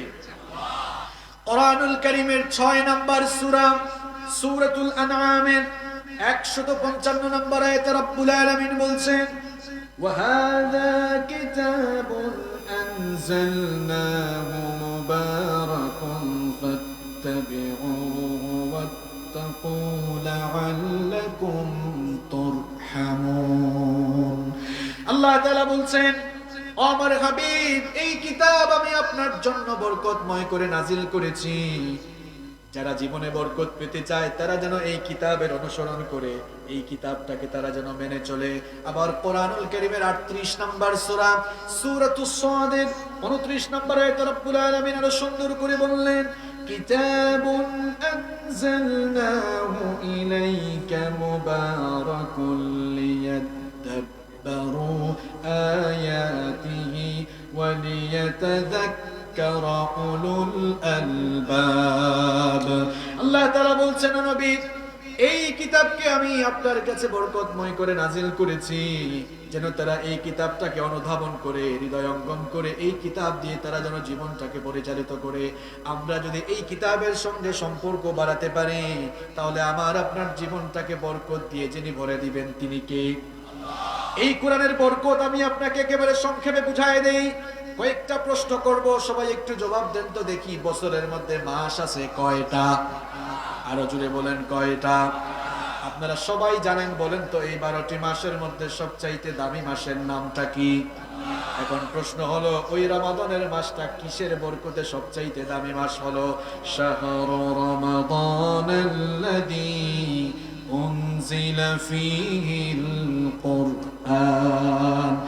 শুধুমাত্র কেবলমাত্র কোরআন নাজিল হওয়ার কারণে ওই রমাদানের মাসটি বরকতময় হয়ে গিয়েছে, কারণ বরকতময় কিতাব এই মাসে নাজিল হয়েছে।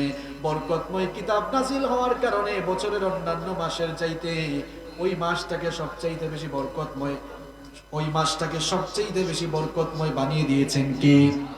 এবার আমাকে বলেন তো দেখি, সারা বছরের মধ্যে রাতের সংখ্যা কয়টি? রাতের সংখ্যা 365টি। 365টি রাতের মধ্যে সবচাইতে মুবারক, সবচাইতে বরকতময়, সবচাইতে সেরা রাতটার নাম কি? লাইলাতুল। প্রশ্ন হলো, কিসের বরকতে এই রাতটি সবচাইতে দামি রাত হলো? ইন্না আনজালনাহু ফি লাইলাতিল কদর। কারণ এই কদরের রাতে কোরআন নাজিল হয়েছে, এই জন্য এই রাতের এত বরকত হয়েছে।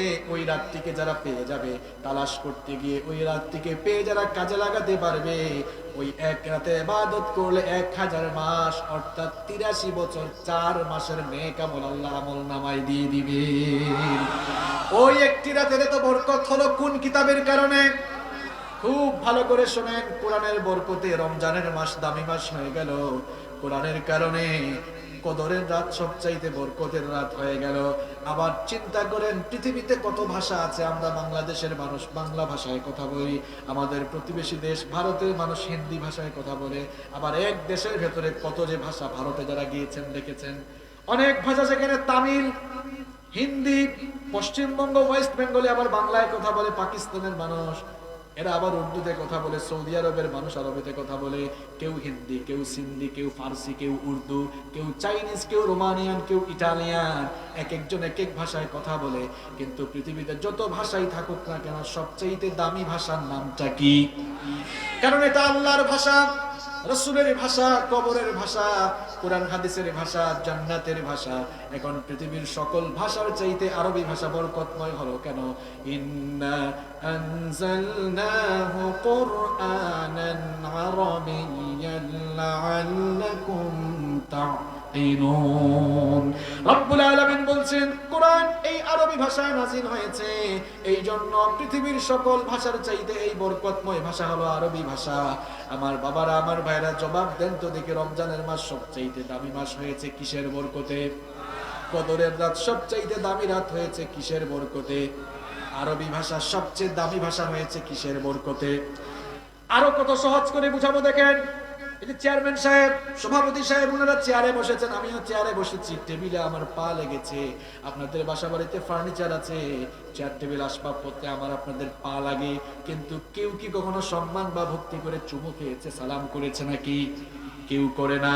কিন্তু কাঠের 2টা টুকরা দিয়ে যখন রেহাল বা বস্তু, কাঠের 2টা টুকরা দিয়ে যখন রেহাল বানানো হয়, আপনারা এটাকে কি বলেন? রেহাল বলেন? রেহাল বানানো হয়, তার উপরে যদি এই মুবারক বরকতময় এই কিতাব কোরআন রাখা হয়, সেটা হাত থেকে পড়লে বা পা লেগে গেলে মানুষ সালাম করে চুমু খায়। বলেন তো কিসের বরকতে? কারণ কাঠের টুকরা ছোট হতে পারে, কিন্তু তার উপরে বরকতময় এই কিতাব রাখা হয়েছে। আমরা কাপড় চোপড় পরিধান করি, আমাদের আলনা আলমারিতে ওয়ার্ড্রোবের ভেতরে অনেক কাপড় রয়েছে। টান দেওয়ার সময় কোনো কাপড় যদি পায়ের তলায় পড়ে যায়, কেউ হাতে নিয়ে সালাম করে না, চুমু খায় না, বুকের সঙ্গে জড়িয়েও ধরে না। কিন্তু কোরআনুল কারীমকে যখন ছোট্ট একটি কাপড়ের টুকরা দিয়ে পেঁচিয়ে ফেলা হয়, সেটা যদি কারো হাত থেকে পড়ে যায়, সঙ্গে সঙ্গে মানুষগুলো মুখের সামনে নিয়ে চুমু খায় ভক্তি করে। কারণ কাপড়টা ছোট হতে পারে, কিন্তু যে কিতাবের বরকত, যে কিতাবের ছোঁয়া লেগেছে, সেই কিতাবের নামটা কি? কোরআনের কারণে যদি একটা মাস বছরের সবচেয়ে দামি মাস হয়ে যায়, কোরআনের কারণে যদি একটি রাত বছরের সবচেয়ে দামি রাত হয়ে যায়, কোরআনের কারণে যদি একটি ভাষা পৃথিবীর সবচেয়ে দামি ভাষা হয়ে যায়, কোরআনের কারণে যদি ছোট্ট একটি কাপড়ের দাম এত বেড়ে যায়, কোরআনের কারণে যদি ছোট্ট দুইটা কাঠের টুকরার মর্যাদা বেড়ে যায়, আমি আপনি যদি এই কিতাবের তেলাওয়াতটা শিখি, এই কিতাবটাকে বুঝি, এই কিতাবের রঙে নিজেদের জীবনটাকে রাঙিয়ে দেই, আপনার আমার জীবনটাকে বুঝি বরকতময় করা হবে না? আমরাও যদি এই কিতাবটাকে আমাদের জীবনের সঙ্গে জড়িয়ে ফেলি, নবীজি কি বলেছেন দেখেন, মুসলিম শরীফের হাদিস, ইন্নাল্লাহা ইয়ারফাউ বিহাদাল কিতাবি আকওয়ামান ওয়া ইয়াদাউ বিহি আখারিন। আল্লাহ নবী বলেছেন, এই কিতাবের মাধ্যমে আল্লাহ বান্দাকে উপরে তোলেন, আবার এই কিতাবকে যারা অমান্য করে, কিতাব থেকে যারা মুখ ফিরিয়ে নেয়, এই কোরআনের সাথে যারা ষড়যন্ত্র বিদ্রোহ করে, কোরআনওয়ালা লোকদের সাথে যারা ষড়যন্ত্র করে, আল্লাহ তাদেরকে বেইজ্জত করে নিচে নামায়া দেন। আবু লাহাব, আবু জাহাল, উতবা, শাইবা কোরআনের বন্ধু না কোরআনের শত্রু? এদের পরিণতি ভালো হয়েছে নাকি অত্যন্ত খারাপ হয়েছে? কোরআনের সঙ্গে দুশমনি করার কারণে রব্বুল আলামিন তাদেরকে ধ্বংস করে দিয়েছেন। আবার দেখেন, ওমর ইবনুল খাত্তাব কাফের ছিলেন, ইসলাম গ্রহণ করে যখন কোরআনের টাচ, কোরআনের সংস্পর্শ পেয়ে গেলেন, তখন জান্নাতের সার্টিফিকেট পেয়ে দুনিয়া থেকেই তিনি বিদায় হলেন। আপনি কোরআনের হয়ে যান, জীবনটাকে কোরআনের রঙে রঙিন করে ফেলেন। এসো কোরআনের ছায়া তোলে সমবেত হই, এসো আল্লাহ রাসূলের অনুগত হই, এসো কোরআনের ছায়া তোলে সমবেত হই, এসো আল্লাহ রাসূলের অনুগত হই, এসো কোরআনের ছায়া তোলে সমবেত হই। বলেন আমিন। সম্মানিত ভাইয়েরা, তাহলে এই বরকত পেতে হলে কোরআনের সঙ্গে সম্পর্ক বাড়াতে হবে। আর কোরআনের সঙ্গে সম্পর্ক বাড়াবেন কেমনে? এই কিতাব শিখবেন। এখনো অনেকে তেলাওয়াত পারে না, কোরআন পড়তে পারে না। বাচ্চাকে ইংরেজি শিখিয়েছে, ইংরেজি অবশ্যই শেখাবেন। সেই ইংরেজি না শিখলে ইন্টারন্যাশনালি দাওয়াতি কাজ কেমনে করবে? ইংরেজি শিখাবেন, কিন্তু সবার আগে কোরআনটা শেখাতে হবে। আপনার বাচ্চা কত সুন্দর প্রমিত বাংলায় কথা বলে, তার প্রনাউন্সিয়েশন একেবারে ব্রিটিশদের মতো, কত সুন্দর করে কথা বলে, কিন্তু এখনো কোরআনটা পড়তে পারে না। সন্তানকে কোরআন শেখাবেন, তাহলে সন্তানের জীবনে বরকত দিবেন কে? কষ্ট হচ্ছে আপনাদের? আমরা শেষের দিকে চলে আসছি, উঠবেন না কেউ। নাম্বার 5, জীবনে বরকত পেতে হলে 5 নাম্বার, নিজেদের জীবনে সালামের প্র্যাকটিস করতে হবে। সালাম, কারণ সালামের মধ্যে বরকত লুকিয়ে আছে। আমাকে একটা সালাম দেন আপনারা সবাই। আমি সালাম নেওয়ার জন্য এটা করি নাই, শিক্ষা দেওয়ার জন্য বলছি। বলেন তো এখানে বরকত কোন শব্দ আছে কিনা সালামে? আছে? আছে কোথায়? আসসালামু আলাইকুম ওয়া রাহমাতুল্লাহি ওয়া। আচ্ছা, আপনাকে কেউ যদি সালাম দেয়, আপনি যদি কাউকে সালাম দেন, সে কি বলে এরকম বলবে? এরকম কেউ যদি বলে, সে গুনাহগার হবে, ওয়াজিব তরক করবে। আমরা সালাম এখন দেই না, আমরা বলি হাই, হেই, হ্যালো, আছে। এগুলো কি? ওয়েস্টার্ন কালচার আমাদের মধ্যে অনুপ্রবেশ করে আমাদের সমাজ বিনষ্ট করে ফেলছে। আমরা বলি হাই, গুড মর্নিং। এখন ব্যাপারটা হয়েছে এমন, সে সকালবেলায় বউয়ের সঙ্গে ঝগড়া করে বের হয়েছে, উঠছে রাগ, এই এদিকে আয়, তোর কানের পাশে বেটা থাপ্পড় লাগাবো। এটা তো ব্যাড মর্নিং আমার জন্য, গুড মর্নিং না। কিন্তু তার মন যতই খারাপ হোক, মুড যতই নষ্ট থাকুক, আপনি যদি সালাম দেন, রাগ করবে? কারণ সালাম মানেই তো দোয়া। এটা অর্থ কি? তোমার উপর শান্তি, রহমত, বরকত নাজিল হোক। সেও বললো ওয়া আলাইকুমুস সালাম ওয়া রাহমাতুল্লাহি ওয়া বারাকাতুহু, তোমার উপরও শান্তি, রহমত, বরকত নাজিল হোক। সুবহানাল্লাহ। সালামের 4টা ফায়দা আছে। কয়টা ফায়দা? সবাই তো বললেন না। কয়টা লাভ? বাপরে বাপ, কেমন সওয়াব আপনি দেখেন। এই কথা হয়তো আপনারা আগে জীবনেও শুনেন নাই, এখন যেগুলা বলবো হয়তো জীবনে কোনোদিন শুনেন নাই। সালামের 4টা লাভ। কয়টা লাভ? এটা যারা বুঝবে খালি সালাম দিবে সারাদিন, এত লাভ। সালাম দিলে তো মানুষের লাভ না, আপনার লাভ নিয়ে আপনি সালাম দেন না কেন? লাভটা তো আপনার। চারটা বিশেষ লাভ। কয়টা লাভ? হ্যাঁ, আসেন কোথায় লাভ। এক নাম্বার, সালামের মাধ্যমে দোয়া বিনিময় হয়। আপনিও তাকে দোয়া করলেন, সেও আপনাকে দোয়া করলেন। বাপের হুজুর দোয়ার দরকার নাই, নগদ কি আছে বলেন? নগদ আছে, কিন্তু দোয়াও দরকার আছে। দোয়া দরকার আছে না? আছে। সালামের মাধ্যমে দুই নাম্বার লাভটা হচ্ছে সালামের মাধ্যমে অবারিত নেকি হাসিল করা যায়। সুবহানাল্লাহ। কেমনে অবারিত নেকি হাসিল করা যায়? কেউ যদি বলে আসসালামু আলাইকুম, নবীজি বলেন এতটুকু বলে সালাম দিলে ফেরেশতা 10টা নেকি আমলনামায় লিখে। কেউ যদি সালামটাকে আরেকটু বাড়িয়ে বলে আসসালামু আলাইকুম ওয়া রাহমাতুল্লাহ, ফেরেশতা আমলনামায় 20টি নেকি লিখে। কেউ যদি কষ্ট করে সালামটা আরেকটু বাড়ায়, আসসালামু আলাইকুম ওয়া রাহমাতুল্লাহি ওয়া বারাকাতুহু, এতটুকু পর্যন্ত বাড়িয়ে সালাম দিলে ফেরেশতা আমলনামায় 30টা নেকি লিখে। ডেইলি 100 জন মানুষকে সালাম দেন। দেখি আপনারা ম্যাথ কেমন বুঝেন। 100 গুণ 30 কত হইলো? কত হইলো? 3000। দেখছেন অবস্থা? 100 জনকে সালাম দিলাম, 3000 নেকি নিয়ে নিলাম। সুবহানাল্লাহ। অনেকে আছে সালাম নেন, আমি কোনো সালাম দিব, আমি তো হচ্ছি এই এলাকার গণ্যমান্য ব্যক্তি, আমার মুরব্বী বাবারা, আপনারা আমার বাবার সমান, বাবার সমতুল্য, কিছু মনে করেন না। আমি দেখছি একটু অ্যাডাল্ট হয়ে গেলে মানুষ একটু ভাবসাবে থাকে, সালাম দেয় না। এরকম এক চাচা একবার কিছু যুবক পাশ দিয়ে হেঁটে যাচ্ছে, সালাম দেয় নাই, বলে এই তোর বাপের নাম কি রে? তোর বাপ কি আদব কায়দা শেখায় নাই? বেটা সালাম দেশ নাই আমারে, দেখোস নাই আমারে? হ্যাঁ। এখন চাচা, আপনি তাকে ধমক না দিয়ে, কথাটা বুঝেন, ধমক না দিয়ে আপনি যদি তাকে দেখা মাত্রই বলতেন আসসালামু আলাইকুম, দেখতেন পরের দিন আপনারে দেখলে সে তার ফ্রেন্ডদেরকে বলতো, ভাই রেডি হয়ে, এই চাচা কিন্তু সাংঘাতিক, দেখলে আগে সালাম দেয়, চাচা আসলে কিন্তু আগে সালামটা দেওয়া লাগবে। তাহলে একদিন তারে সালাম দিয়া আবার আগে সালাম দিলে সব আপনি বেশি পাবেন, অহংকার মুক্ত হয়ে গেলেন। এবং নবীজি বলেছেন, আগে যারা সালাম দেয় এরা কিয়ামতে আমার বেশি কাছে থাকবে। সুবহানাল্লাহ। আগে সালাম দিয়া সওয়াবও কামাইলেন, আর ওই যুবকটাকে সালামের তালিম শিক্ষাটাও দিয়ে দিলেন। তাহলে সালাম আমরা দিব তো সবাই। আপনি কি কখনো আপনার ছেলে মেয়েকে সালাম দিয়েছেন? বলছেন আব্বু আসসালামু আলাইকুম, আম্মু আসসালামু আলাইকুম, বলছেন না? কয় আমি কেন দিব? আমার ছেলে মেয়ে না আমারে দিবে, আমি তো বাপ, আমারে না দিবে। আপনি দিয়ে দেখেন, একদিন দিবেন, আর কোনোদিন দেওয়ার সুযোগই পাবেন না। আমার নবীজির স্বভাব চরিত্র কেমন ছিল? নবীজিকে কেউ জীবনে কোনোদিন আগে সালাম দিতে পারেনি। সুবহানাল্লাহ। তিনি নিয়েছেন না দিয়েছেন? দিয়েছেন না নিয়েছেন? বাসায় ভাবিকে গিয়ে সালাম দিয়েন, আপনারা তো সালাম দেন না। আপনারা তো বলেন না আমি জামাই, আমি হাজবেন্ড, আমি কেন দিব? আজব। আপনি বউকে সালাম দেন, দেখবেন রাগ করে বসে আছে, গিয়ে বলবেন আসসালামু আলাইকুম। রাগ করলেও তো তোমারে ভালো লাগতেছে, সুন্দর লাগতেছে, তো প্রশংসা করেন। অনেকে প্রশংসা করে না, অনেকে প্রশংসা করে না, নিজের বউয়ের সাথে সুন্দর করে কথা বলে না। এই গাজীপুরে মার্কেটে দোকান আছে, কষ্ট হচ্ছে না তো আপনাদের? মার্কেটে দোকান আছে, শপিং কমপ্লেক্সে কাপড়ের দোকান। এখন কাপড়ের দোকানের সামনে দিয়ে কিছু আপু হেঁটে যাচ্ছে, আপু আপু আসেন আসেন, চমৎকার চমৎকার ড্রেস রয়েছে। ড্রেস দেখাচ্ছে, বউ ফোন করেছে, এই তুমি ফোন করার সময় পাও না, ঝামেলা করো, বউকে ঝাড়ি দিল, বললো আপু এটা নেন, খুব মানাবে, একেবারে ফ্যান্টাস্টিক লাগে। যার সাথে মধুর সুরে কথা বলা দরকার তার সাথে বললো না।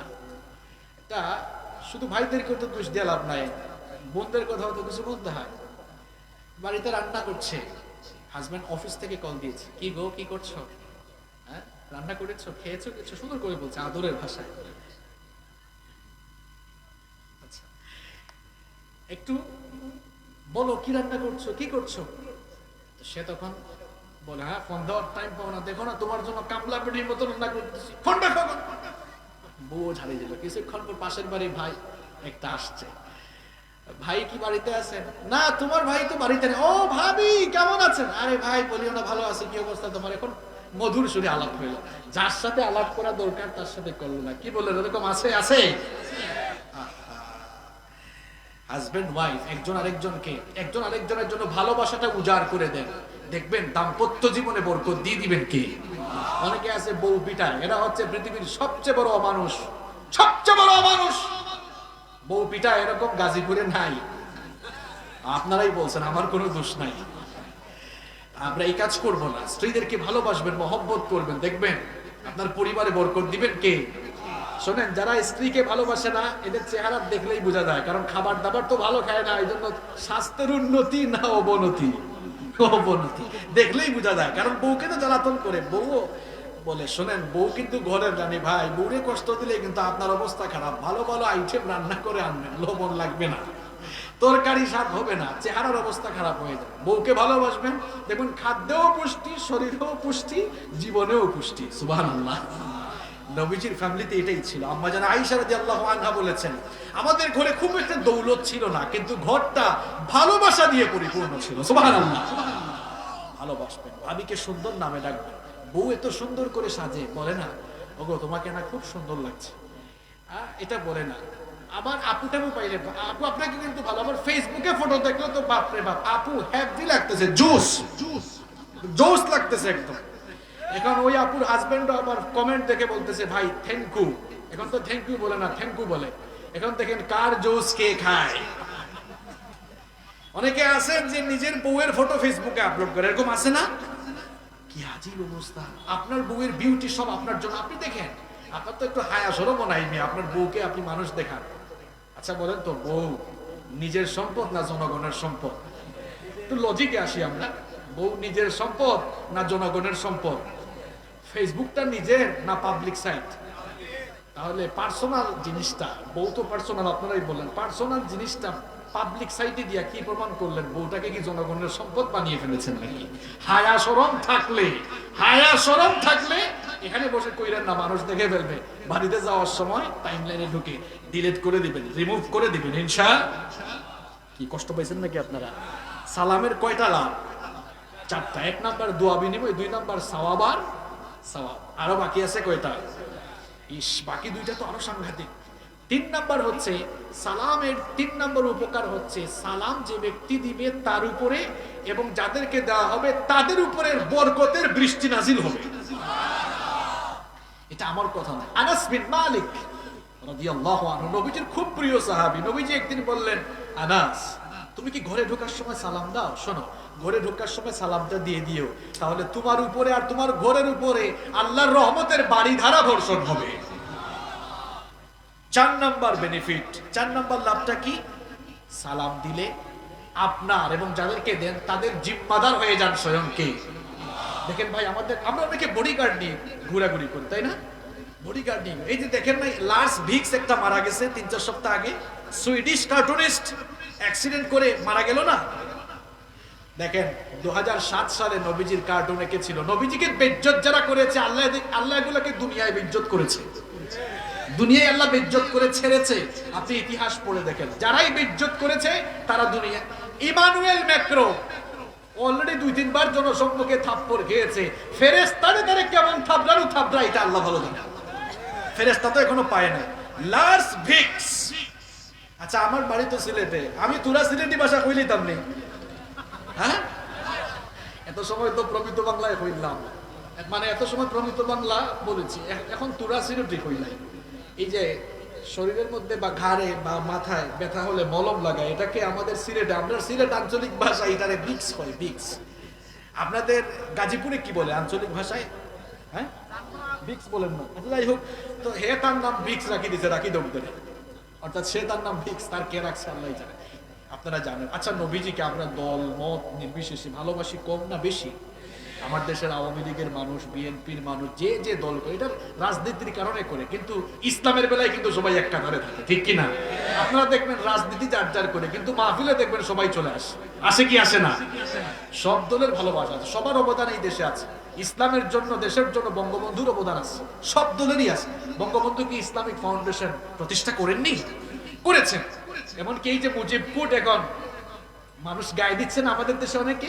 আপনারা কি জানেন বঙ্গবন্ধু শেখ মুজিবুর রহমান সাহেব এটি কার কাছ থেকে উপহার পেয়েছিলেন? আল্লামা শামসুল হক ফরিদপুরি রহমতুল্লাহ আলাইহির কাছ থেকে পেয়েছিলেন। আপনারা বঙ্গবন্ধুর জীবনী পড়বেন, অনেক কিছু জানতে পারবেন। শামসুল হক ফরিদপুরি রহমতুল্লাহ আলাইহি অনেক বড় আলেম, এবং তিনি বাংলাদেশ আওয়ামী লীগের এক সময়কার দায়িত্ববানও ছিলেন, আপনারা এটা অনেকে জানেন। তো যাই হোক, আমি সেদিকে যাচ্ছি না। তিনি একবার গেলেন, গিয়ে বললেন, হুজুর আপনাকে তো এই কালো টুকটাতে ভালো লাগতেছে। তিনি বললেন, তাই তোমার পছন্দ হয়েছে, নিয়ে যাও। তখন থেকে তিনি গায়ে দিলেন। তো ইসলামের প্রতি ভালোবাসা এই দেশের সবারই আছে, আছে না নাই?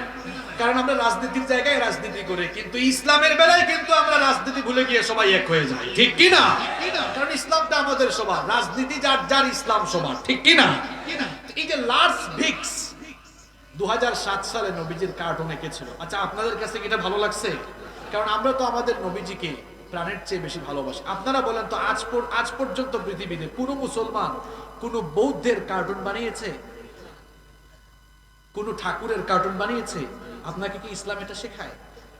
কোন অমুসলিমের গায়ে হাত দেওয়া তো দূরের কথা, তাকে আপনি গালিও দিতে পারবেন না। যদি গালি দেন তার উপাসনালয়ে হামলা চালান।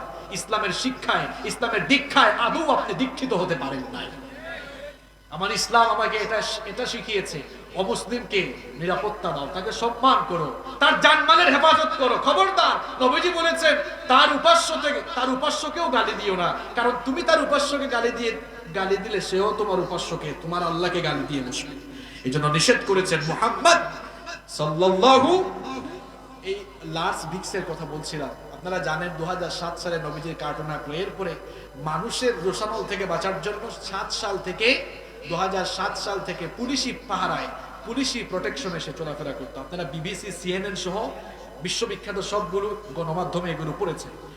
তো সে মানুষ যেন তাকে হামলা না করতে পারে, কাছে না পায়, পুলিশি পাহারায় চলাফেরা করলো। আচ্ছা বলেন তো, পুলিশি পাহারায় না হয় সে মানুষের রোশানল থেকে বাঁচবে, কিন্তু আল্লাহর গজব থেকে কি গোটা দুনিয়া জুড়ে বডিগার্ড লাগাইলেও বাঁচা যাবে? আসতে বলতেছেন কেন, বাঁচা যাবে? এই লার্জ ভিক্স পুলিশি পাহারায় খুব বুক ফেলায় চলাফেরা করতো। এই তো 3-4 সপ্তাহ আগে অ্যাক্সিডেন্ট করে আগুন ধরে গাড়িতে পুড়ে মারা গেল। কয়েকটা গণমাধ্যমে দেখেছি ফায়ার সার্ভিস যখন আগুন নেভাতে গিয়েছে, আগুন নাকি আরো তেজ নাকি আরো বেড়েছে। আল্লাহু আলাম, আল্লাহ ভালো জানেন। আল্লাহর গজব তো আসতেও পারে, কারণ আগুনের তেজ বাড়ানোর মালিক কে? আগুনের তেজ কমায় দেওয়ার মালিক কে? ওইদিকে তো ইব্রাহিম নবীকে আগুনের কুণ্ডে ফেলানো হলো, তাও তো তার কিছুই হয় নাই, বাঁচিয়ে দিয়েছেন কি? তাহলে আগুনের তেজ আল্লাহ বাড়াইতে চাইলে আপনি পানি দিয়া কমাইতে পারবেন? পারবেন না। এখান থেকে আমাদের জন্য একটি বিরাট শিক্ষা আছে।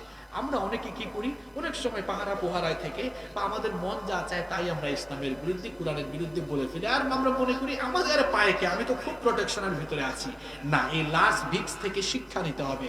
হয়তো আমি আমার বডিগার্ড নিয়ে চলাফেরা করে মানুষের হামলা থেকে বাঁচতে পারবো, আল্লাহর কসম আল্লাহর গজব আসলে পৃথিবীর কেউ আপনাকে রক্ষা করতে পারবে না। এজন্য আমরা ভয় করব কাকে? ভয় করব কাকে? সালাম দিবেন তো আপনারা? সালামের কয়টা লাভ? সালাম দিলে জীবনে বরকত আসবে ইনশাআল্লাহ। চলেন একটা ক্লাস টেস্ট হয়ে যাক। আমি তো তাড়াতাড়ি শেষ করতে চেয়েছিলাম, কিন্তু কমিটির আবদারে আরেকটু যদি 10 মিনিট বাড়ে, অসুবিধা হবে? অসুবিধা হচ্ছে আপনাদের? আচ্ছা, তাহলে আমি 5টা বলে ফেলেছি। দেখি তো আমাদের এখানে যারা বসেছেন মেমোরাইজিং ক্যাপাসিটি কার কেমন? 1 নাম্বার কি বলেছিলাম? মাশাআল্লাহ, এটা তো অনেক জ্ঞানী গুণী, মনে হয় বিসিএস কেডার এই এলাকায় বেশি, তাই না? আচ্ছা, 2 নাম্বার বলেছি বাসমালা, মানে সকল কথা কাজের শুরুতে কি বলা? বিসমিল্লাহ। আর 3 নাম্বার কি বলেছি? নামাজ। মাশাআল্লাহ। 4 নাম্বার কি বলেছি? কোরআনের সাথে সম্পর্ক বাড়ানো। 5 নাম্বার সালামের প্র্যাকটিস করা। আসেন নাম্বার 6, বাকিগুলো খুব ছোট ছোট, আমি সংক্ষেপে বলবো। নাম্বার 6, 6 নাম্বার মা বাবা। মা বাবা, আত্মীয় স্বজনের সাথে ভালো আচরণ করা। অনেকে আছে এই বাবা আর মা এত কষ্ট করে পড়াশোনা করালো মানুষকে, আর হে ভাই মাকে আপনি চিনেন না? আমরা পুরুষ মানুষ, আমরা গর্ভধারণের কষ্ট যন্ত্রণা কখনোই বুঝবো না, কখনোই বুঝবো না। রাতের বেলা এই যে দুনিয়ার মানুষ আরাম করে ঘুমাবে, মা, আমি আপনি যখন মায়ের পেটে ছিলাম মাকে আমরা ঘুমাতে দেই নাই। রাতের বেলা মা যখন বেডে গেলেন ঘুমাবার জন্য, পৃথিবীর মানুষগুলো আরাম করে ঘুমায়, আর মা যখন আমাদেরকে পেটে নিয়ে ঘুমাতে গেলেন, মা যখন গর্ভধারিণী ছিলেন, আমরা যখন মায়ের পেটে ছিলাম, রাতের বেলা হঠাৎ করে আমরা নড়াচড়া শুরু করলাম। নড়াচড়া করার কারণে মায়ের এমন ব্যথা, এমন বেদনা শুরু হলো, মায়ের কলিজা পর্যন্ত ছিঁড়ে যাওয়ার উপক্রম হয়ে গেল। মা তখন চক্ষু থেকে পানি জড়ায়, চক্ষু থেকে পানি ঝরিয়ে বেলকুনিতে হাঁটাহাঁটি করে, বারান্দায় হাঁটাহাঁটি করে, এই যে মা চোখের পানি ফেলে ফেলে কষ্ট করেছেন সেটা আপনি ভুলে গিয়েছেন। এই মা আর বাবাও কত কষ্ট করলো, এত কষ্ট করে রিক্সা চালিয়ে চালিয়ে পড়াশোনা করালো, এত কষ্ট করে উপার্জন করে করে মানুষের বাড়িতে কাজ করে করে, ক্ষেত খামারে কৃষি খামারে কাজ করে করে, এরপরে ছেলেটাকে বিশ্ববিদ্যালয়ে পড়ালো। ছেলেটা মেয়েটা এরপরে যখন বড় অফিসার হয়ে গেল, প্রতিষ্ঠিত হয়ে গেল, মা বাবার কোনো খোঁজ খবর রাখে না। গ্রামের বাড়িতে মা বাবা থাকে, সে ঢাকা শহরে গাজীপুরে থাকে, ঢাকায় থাকে, ফ্ল্যাট করে ফেলেছে, বাড়ি করে ফেলেছে, মা বাবার কোনো খবর রাখে না। এই জন্য ওই কুসন্তানের দেখা যায় জীবনেও কোনো বরকত থাকে না। কেমনে মা বাপকে আপনি ভুলে গেলেন? জীবনে যদি বরকত চান, কল্যাণ চান, সমৃদ্ধি চান, মা বাবার খেদমত করেন, কারণ বরকতের দরজা রয়েছে এখানে।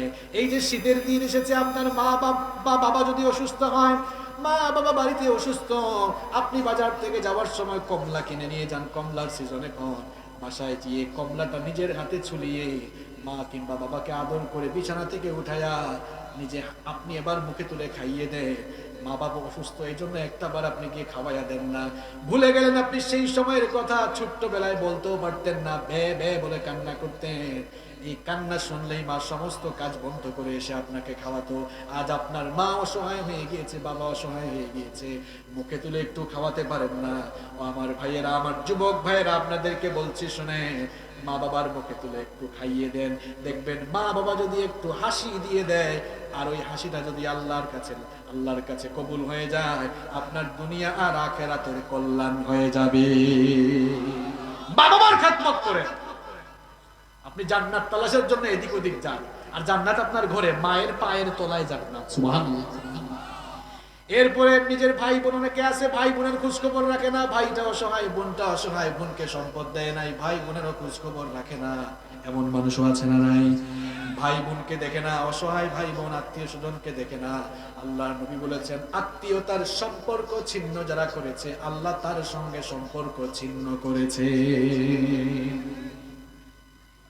অনেক নামাজি মানুষ আপনি 10 বার, 15 বার, 20 বার হজ করে ফেলেছেন, কাবা ঘরে প্রত্যেক বছর যায়, তাহাজ্জুদের নামাজ পড়েন, যাকাত করেন, হজ করেন, আপনি যাকাত দেন, হজ করেন, বিরাট দান সদকাও করেন। নবীজি বলেছেন, বহু নামাজি, বহু রোজাদার, বহু হজ করনেওয়ালা মানুষ কিয়ামতের দিন জাহান্নামে চলে যাবে। সাহাবীরা বললেন, কি কারণে চলে যাবে? লোকটা তো নামাজ পড়েছে, রোজা রেখেছে, হজ করেছে, দান সদকাও করেছে। আল্লাহর নবী বললেন, একটা মাত্র কারণে জাহান্নামে যাবে। যতই নামাজি, রোজাদার আর যতই হজ করুক না কেন, দান সদকা করুক না কেন, মা বাবাকে কষ্ট দিলে আর আত্মীয় স্বজনের সাথে খারাপ আচরণ করে জাহান্নামে যাওয়া লাগবে। একটা হাদিস আপনাদেরকে শোনাচ্ছি, ভালো করে শুনেন।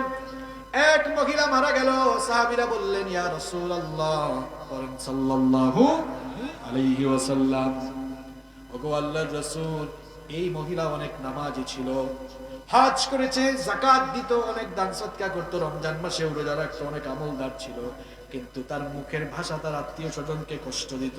নবীজি সাথে সাথেই বললেন, হিয়া ফিন্নার, যতই নামাজি আর যতই রোজাদার হোক না কেন, তার মুখের ভাষা যেহেতু মানুষকে কষ্ট দিত, এই জন্য সে জাহান্নামে যাবে।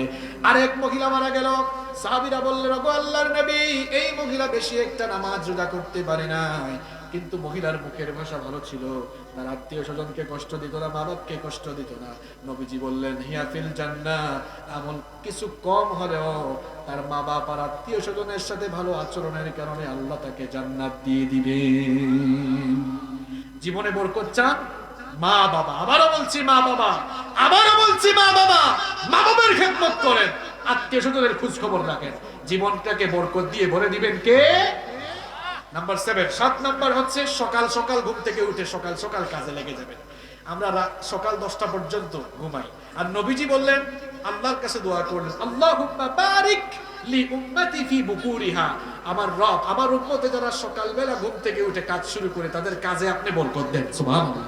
আপনার কাজে বরকত হয় না, কারণ আপনি দেরি করে ঘুম থেকে উঠেন, সকাল সকাল ঘুম থেকে উঠতে পারেন না। সকাল সকাল ঘুম থেকে উঠবেন, ফজরের নামাজ পড়ি কাজ শুরু করবেন। যুবক আর তরুণদের অবস্থা এখন এমন, ফেসবুকে স্ক্রলিং করতে করতে রাত 2টা 3টা, ঝিমাইতেছে, ঝিমাইয়াও ফেসবুক চালায়। এখন ফোন তার নাকে মুখে পড়ে, তাও সে চালায়। যুবক ছেলে, তার চেহারা সুরতের অবস্থা দেখছেন, এমনি হয়ে গেছে, গাল টাল ভেঙে। এরকম আছে না নাই? কি ব্যাপার, তুমি ইয়াং ছেলে, তোমার চেহারা একটা বিউটি থাকার কথা ছিল, বিচি টিচি বের হয়ে একদম মুখের অবস্থা খারাপ। রাতের বেলা তো তার ঘুম নাই, মাইগ্রেনের প্রবলেম, কম বয়সে মাইগ্রেন প্রবলেম হয়ে গেছে। এরকম আছে না নাই? এরকম আছে না নাই? রাতের বেলা তাড়াতাড়ি ঘুমিয়ে যাও। এই ছাত্র ভাইয়েরা যারা আছো, কলেজে, বিশ্ববিদ্যালয়, ইউনিভার্সিটিতে যারা পড়ো, রাতে ঘুমাও, 10টা 11টায় ঘুমায়, সকালে উঠে পড়াশোনা শুরু করে। আমরা তো সকালবেলা পড়ে কখনো লসে পড়ি নাই। আমার স্টুডেন্ট লাইফের শুরু থেকে শেষ পর্যন্ত এ প্লাস, শুরু থেকে শেষ পর্যন্ত এ প্লাস। সকালবেলাকে আমরা গুরুত্ব দিয়েছি। সকালবেলা পড়ে দেখবেন সারা রাত ঘুমানোর পরে মাথা ফ্রেশ, ব্রেইনটা একদম ফ্রেশ, যা পড়বেন ব্রেইনে সেভ হয়ে যাবে। সকালবেলা পড়াশোনা শুরু করবা। যুবক ভাইরা, ব্যবসায়ী ভাইরা, হয়তো দোকান 9টায় খোলা, কিন্তু তার আগে উঠে যাবে, প্রস্তুতি নেবেন। ব্যবসায় বরকত দিয়ে দিবেন কে? নামাজও তো পড়েন না অনেকে, ফজরের নামাজ। আচ্ছা, আপনাদের এলাকায় এরকম আছে কিনা 8টার সময় অফিসে যাওয়া লাগবে, 8টার সময় 9টার সময় গার্মেন্টস অফিসে যাওয়া লাগবে, ফোনে অ্যালার্ম দেয়, বউকে বলে এই অগো শুনছো, আমাকে ডেকে দিও, না ডাকলে কিন্তু আবার পরের দিন সাহায্য করে। এখন অ্যালার্ম দিয়ে সে কাজের জন্য উঠতে পারে, কিন্তু ফজরের নামাজের জন্য অ্যালার্ম দিয়ে সে উঠতে পারে না। কি আজীব অবস্থা! আল্লাহ আমাদেরকে হেদায়েত দান করে। নাম্বার 8 নাম্বার হচ্ছে আল্লাহর উপরে ভরসা করা। এখন আল্লাহর উপরে ভরসা মানে এই না যে ভরসা করে বসে থাকলাম আল্লাহ খাবার দাবার এনে দিবেন। ব্যাপারটা কি এমন? এটা ঘটনা মনে পড়ে গেল, বলবো। এক লোক উট নিয়ে এসেছিল, উট না বেঁধে মসজিদে ঢুকলো। নবীজি বললেন, এই তুমি উট না বেঁধে মসজিদে ঢুকলা কেন?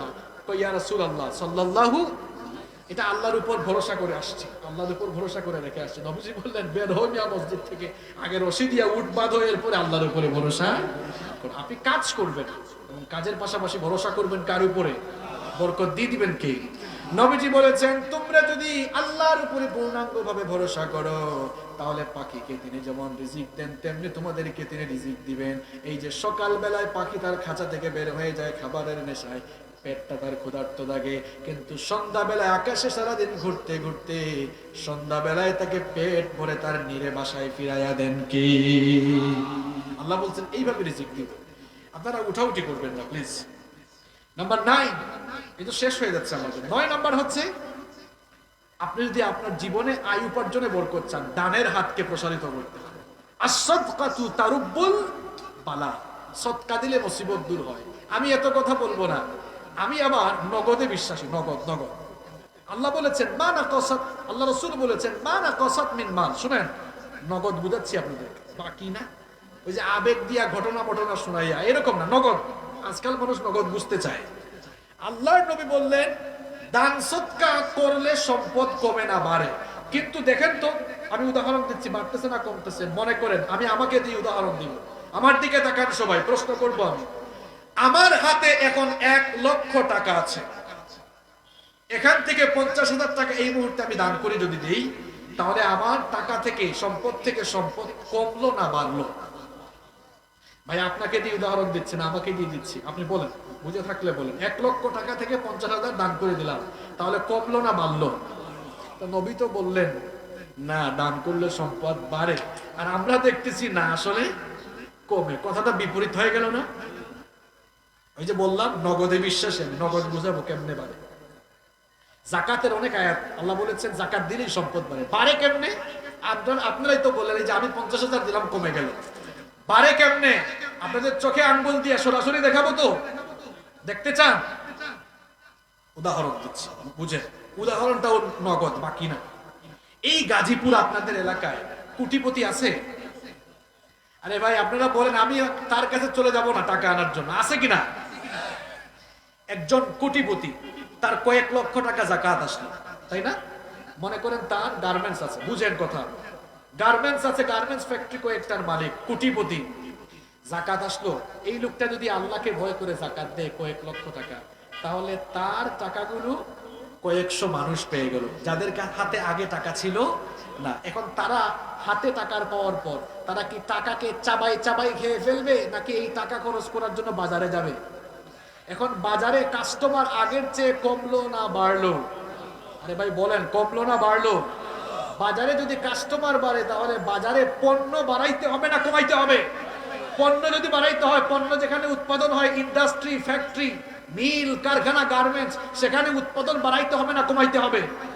সেখানে মানুষ আরো চাকরিতে নিয়োগ দেওয়া লাগবে নাকি লাগবে না? এখন যিনি ওই ইন্ডাস্ট্রি, ফ্যাক্টরি মালিক, তিনি মানুষ বাড়াবেন, উৎপাদন বাড়াবেন, তার উৎপাদন বাড়ালে ব্যবসা তার উপরে উঠবে না নিচে নামবে?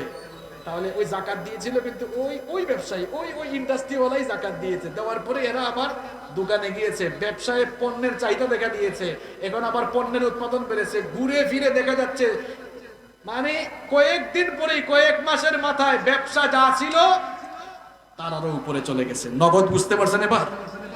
এবার অঙ্ক করে বোঝাই। এই অঙ্কটা আমি করি নাই, অঙ্কটা সরাসরি আল্লাহ কোরআনে করেছেন। সুবহানাল্লাহ পড়ে।